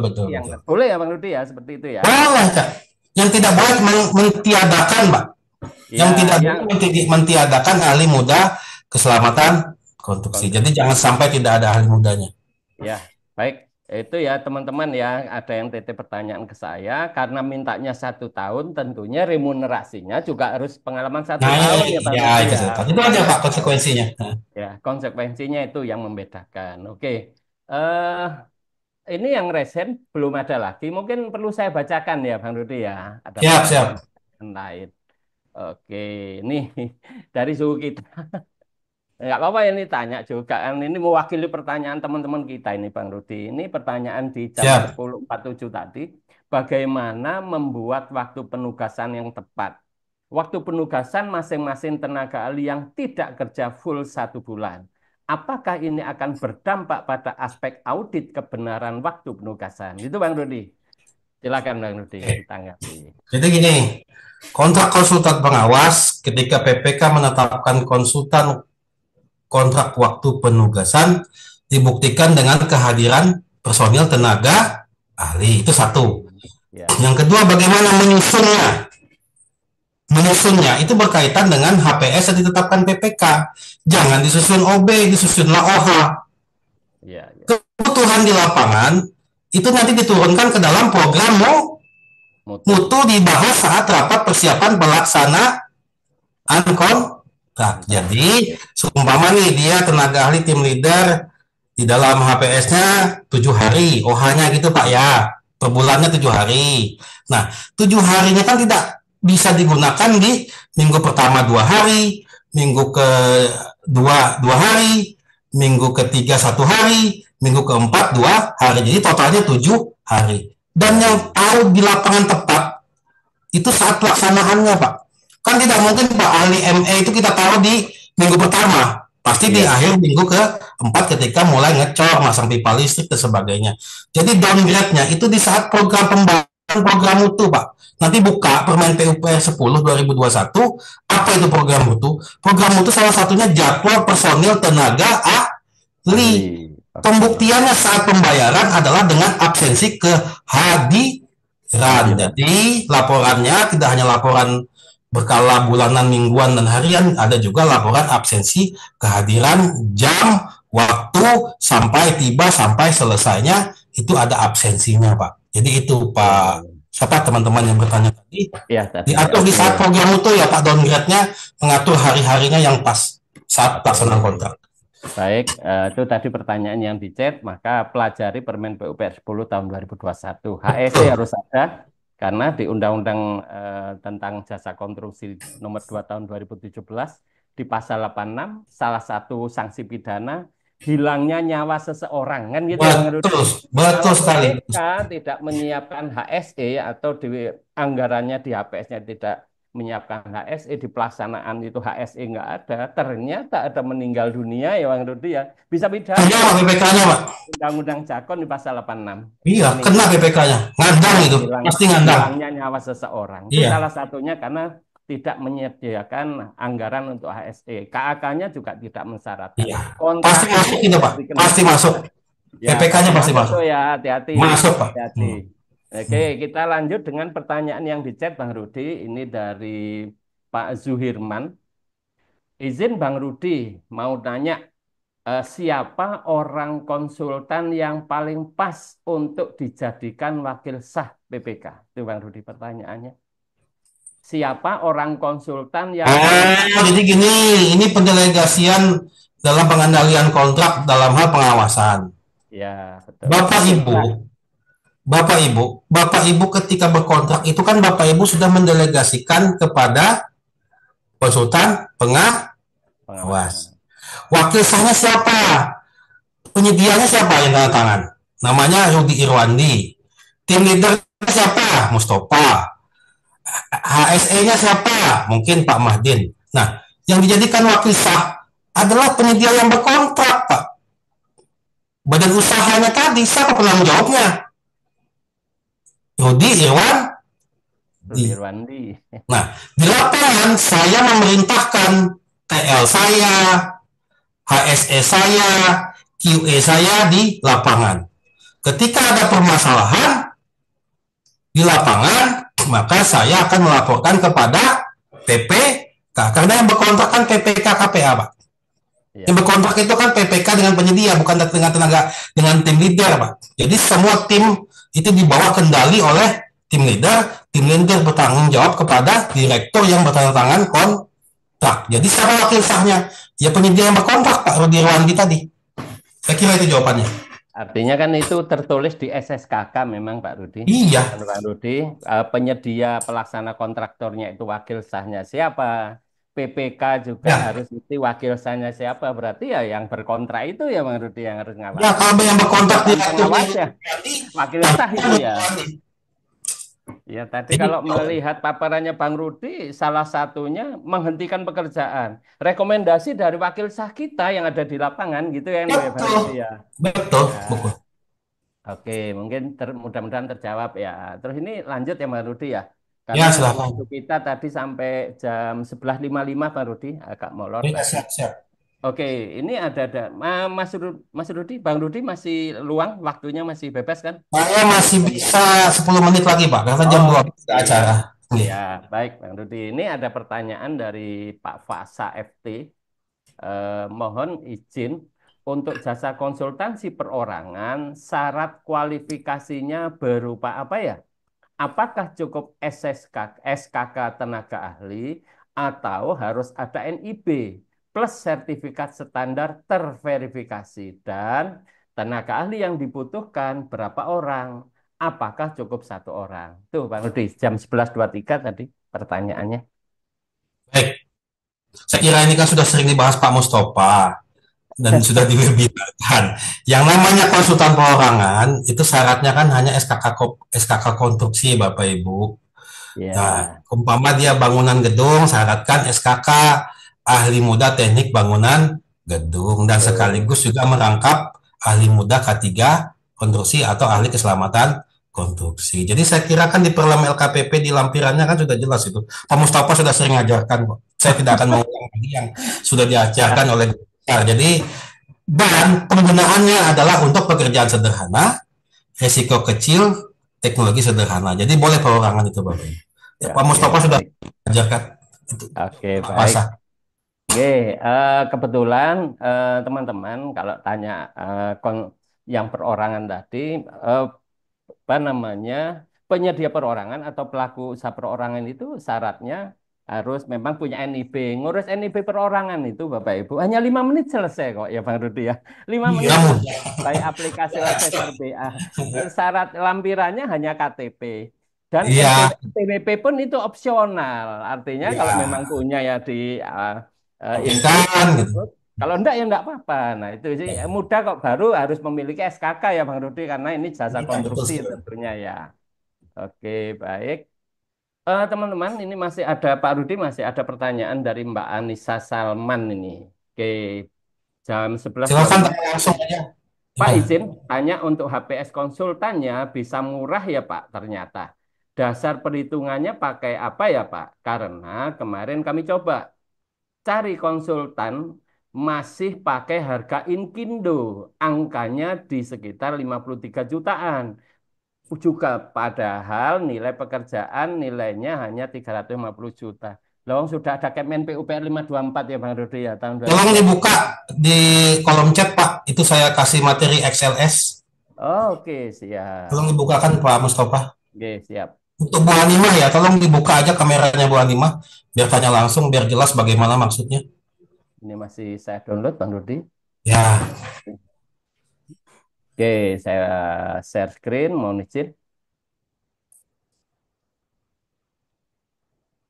Memang Bang Rudi itu harus sering-sering ini ngisi materi tentang jasa konstruksi ini, Bang Rudi. Oke, sudah tampil, Bang Rudi. belum kelihatan ya. Mungkin masih OTW ya kali ya. Nah ini Oke. Bapak Ibu bisa melihat ya, Bu Anissa ya. Siapa yang Anissa bertanya? Bu Salman. Anissa. Anissa Salman, dengar suara saya? Silakan unmute. Silahkan buka videonya Bu Anissa kalau ingin. Nah ini Oh, seperti ini Bu, perhitungan remunerasi jasa konsultan konstruksi badan usaha. Ini badan usaha Bu ya, berdasarkan keputusan Menteri Pekerjaan Umum Perumahan Rakyat nomor 524 KPTS 2022. Tolong digeser agak ke kanan Pak Mustafa. Yang iya. kuning kelihatan yang kuning. Ini Geser ke sepertinya kanan sedikit. unmute Mbak Salma itu. Geser ke kanan nih, Bang. Ya, Ini kah? geser kanan. Ya, Ini? geser kanan sampai kelihatan jasa konsultan perorangannya, remunerasinya. Ini sudah? Nah, ini kelihatan kan?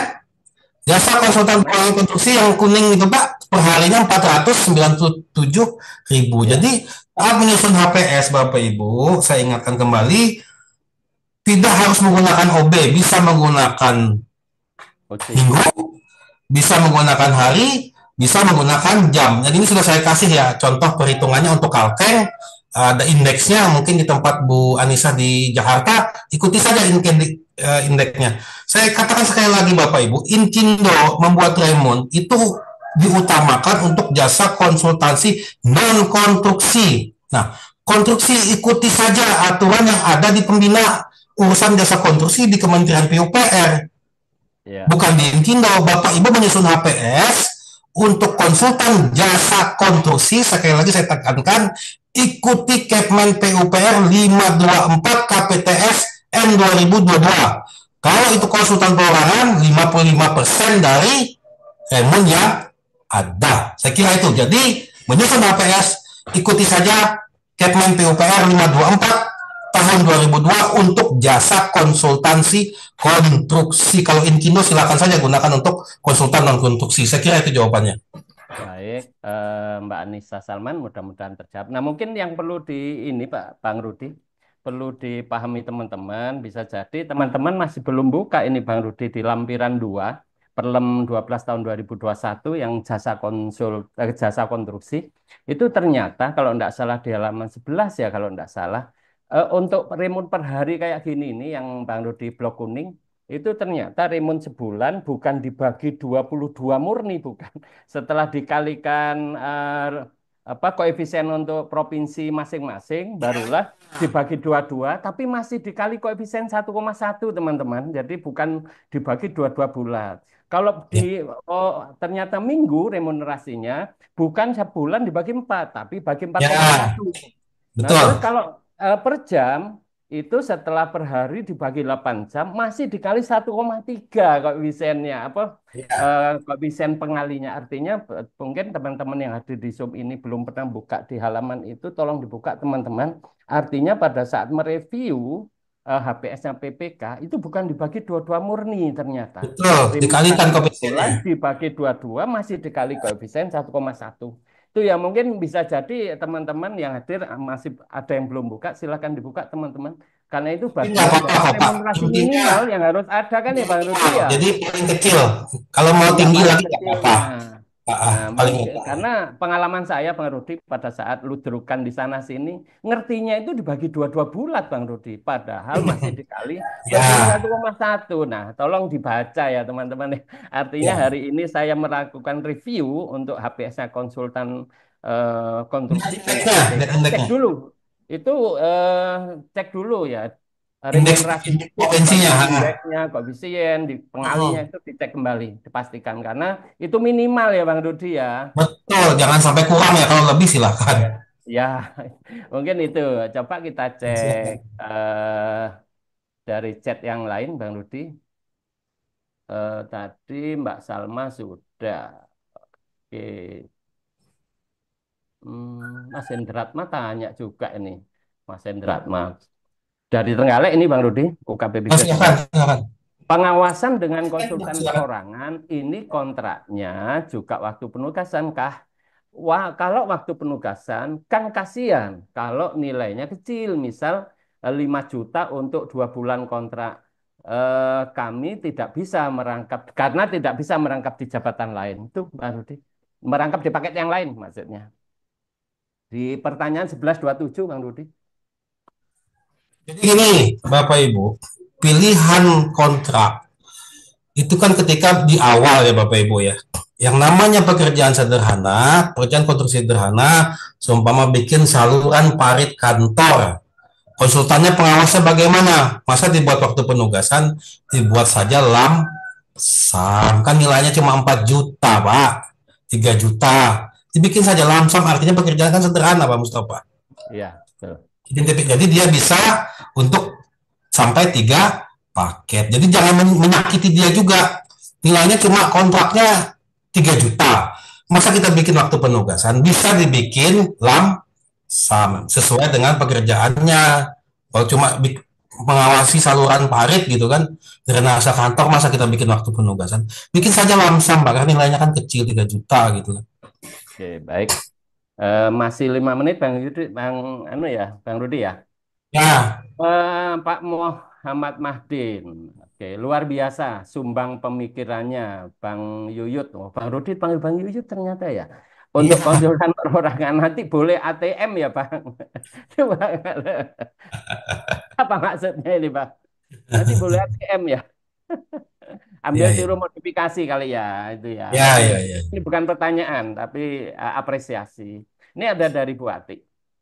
Izin bertanya, pada KPT 524 tahun 2022, nilai remunerasi keahlian berpengalaman 0 tahun itu tidak ada. Bagaimana bila kita mensyaratkan ahli muda pengalaman 0 tahun untuk ahli keselamatan konstruksi risiko kecil?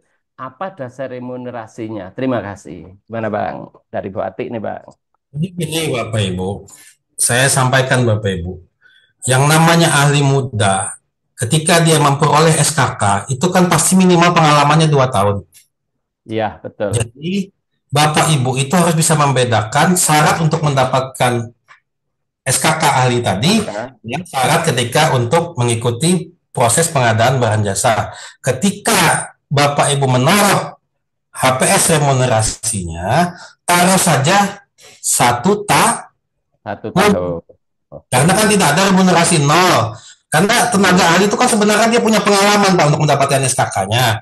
Cuma untuk Betul. pengadaan barang jasanya kita paling tidak menetapkannya dalam HPS minimal 1 tahun. Oke. Untuk Meskipun mendapatkan syaratnya itu ya di dalam dokumennya cuma untuk HPS-nya gunakan pengalaman remunerasi 1 tahun. Saya kira itu jawabannya. Oke, mudah-mudahan terjawab. Oke, ini lanjut dari Bang, masih 3 menit, Bang Rudi. Ya, Dari Mas Yudi Musirawas. Izin bertanya Pak dan Cak, bagaimana konsekuensi konsultan pengawasan terhadap temuan kerugian atau kelebihan bayar karena tidak sesuai spesifikasi. Oke, gimana Bang? Nih, Bang. jadi begini Bapak Ibu, pekerjaan pengawasan itu kan menyangkut pengendalian kontraknya adalah menyangkut volume, mutu, waktu, biaya. Apa sih yang diaudit di pekerjaan konstruksi itu Bapak Ibu? Ya poin tadi, volume, mutu, waktu, biaya, dan keselamatan konstruksi. Setelah dia selesai, datanglah auditor.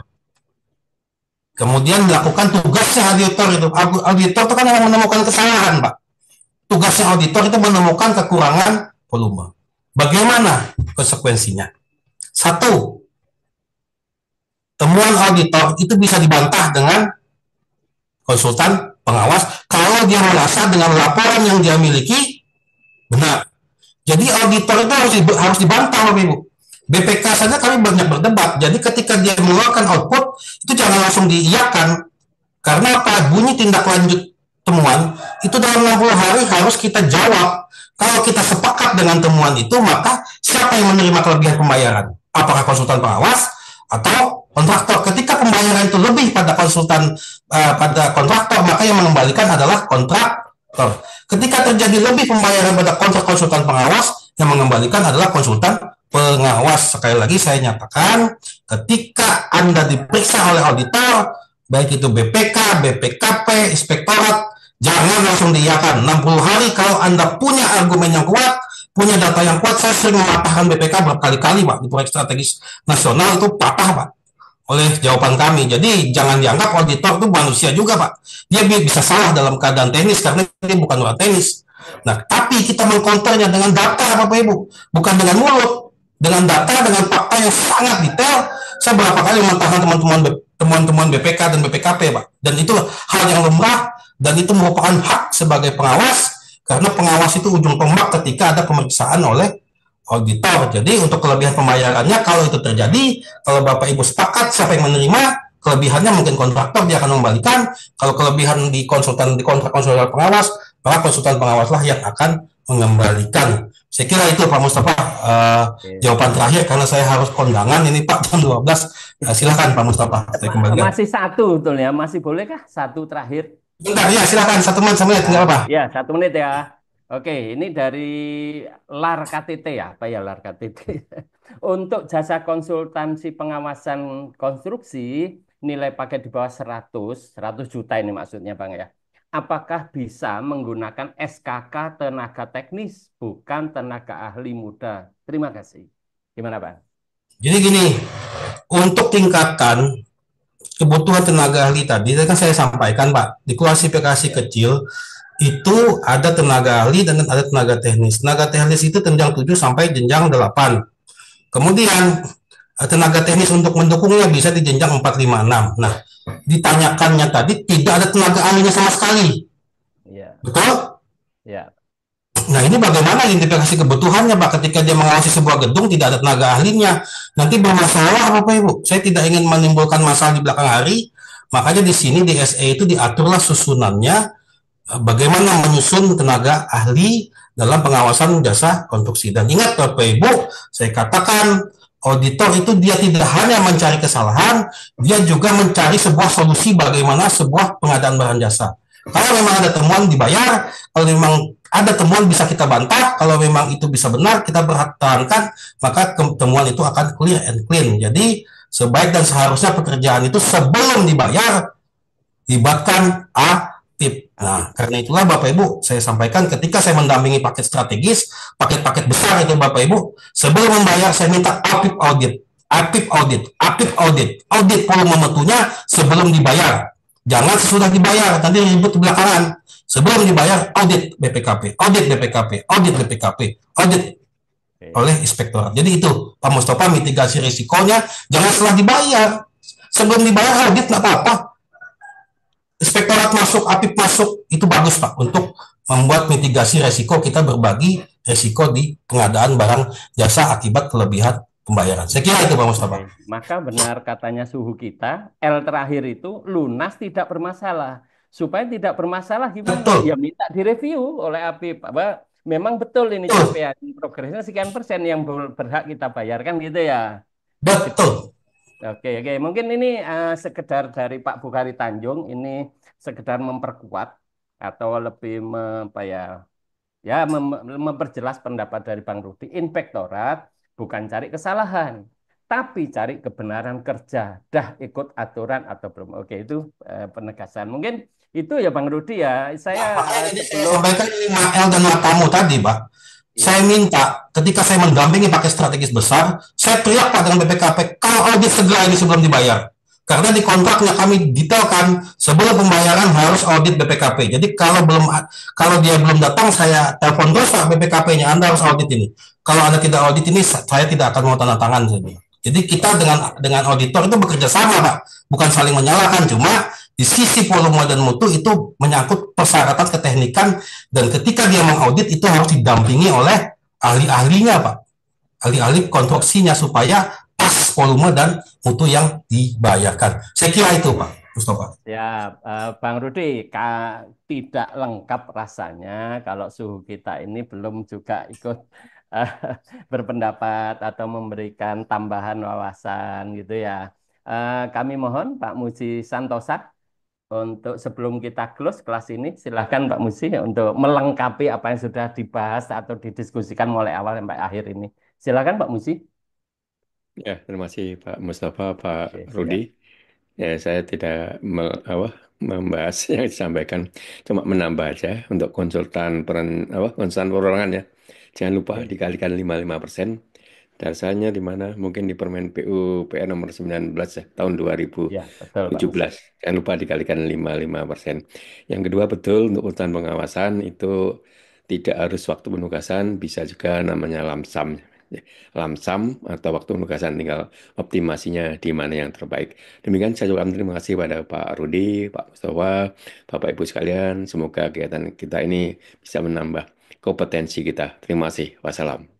Waalaikumsalam warahmatullahi wabarakatuh. Terima kasih Pak Musi yang telah memberikan sekalimat tapi itu clear and clean gitu ya, semakin memperjelas apa yang kita diskusikan. Oke Bang Rudi, sebelum kita akhiri Bang Rudi, silahkan closing statement atas kegiatan kita hari ini. Monggo dipersilakan Bang Rudi. Terima kasih Bapak Ibu.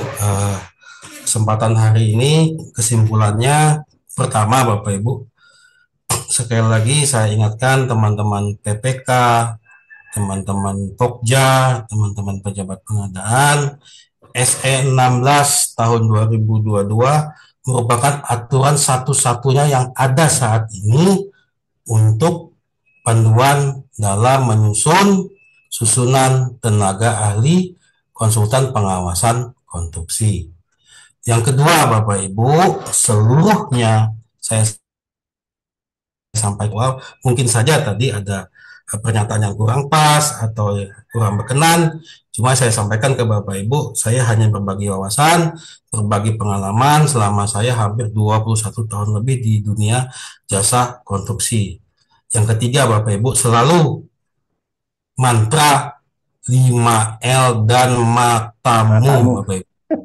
Matamu ini yang, jadi ketika saya ketemu teman-teman 5L dan matamu, tapi ojo nesu Pak. Jadi itu hanya mengingatkan, inilah mantra yang paling sakti yang 21 tahun ini saya jalani, ternyata inilah 5L dan matamu yang menyelamatkan saya bekerja di dalam berkutat di pengadaan jasa konstruksi dari kabupaten sampai ke pusat. Jadi selalu itu Bapak Ibu ikuti saja ajaran-ajaran Pak Muji yang sudah menyelamatkan kita semua. Karena apa Bapak Ibu?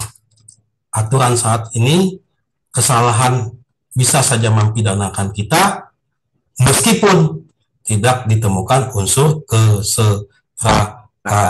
Saya kira itu penutupnya. Terima kasih. Saya akhiri. Wabillahi taufiq wal hidayah. Wassalamualaikum warahmatullahi wabarakatuh. Saya izin pamit. Waalaikumsalam warahmatullahi wabarakatuh. Oke, Bang Rudi. Waalaikumsalam warahmatullahi wabarakatuh. Makasih banyak Bang Rudi atas paparannya, atas diskusinya hari ini. Semakin menambah dan melengkapi wawasan kita tentang jasa konstruksi. Baik Bapak Ibu, saya juga sebagai moderator mengucapkan terima kasih nggih, atas kepercayaannya Pak Muji memberikan pertanyaan pada saya untuk memandu jalannya diskusi pada siang hari ini. Mudah-mudahan Bapak Ibu apa yang sudah kita diskusikan mulai pagi sampai siang atau sampai siang hari ini dapat bermanfaat dan bisa kita implementasikan pada tugas-tugas kita sehari-hari. Pesan saya Pak Bu, kita yang harus selalu belajar. Belajar bisa kapan saja, bisa di mana saja, dan bisa kepada siapa saja. Nah, salah satunya MSTC ini, monggo teman-teman sebagai para pelaku pengadaan, teman-teman yang belum bergabung di kelas MSTC, monggo diajak teman-teman. Hanya segitu kan ya kecil banget nilai rupiahnya kalau kita bandingkan dengan ilmu-ilmu yang kita peroleh setiap harinya. Oke, Bapak Ibu, itu yang bisa saya sampaikan. Terima kasih atas kehadirannya. Saya sebagai manusia biasa juga mengucapkan permohonan maaf yang sedalam-dalamnya apabila selama memandu jalannya diskusi kita itu terdapat hal-hal yang kurang berkenan. Saya Ri, wassalamualaikum warahmatullahi wabarakatuh. Salam pengadaan. Waalaikumsalam.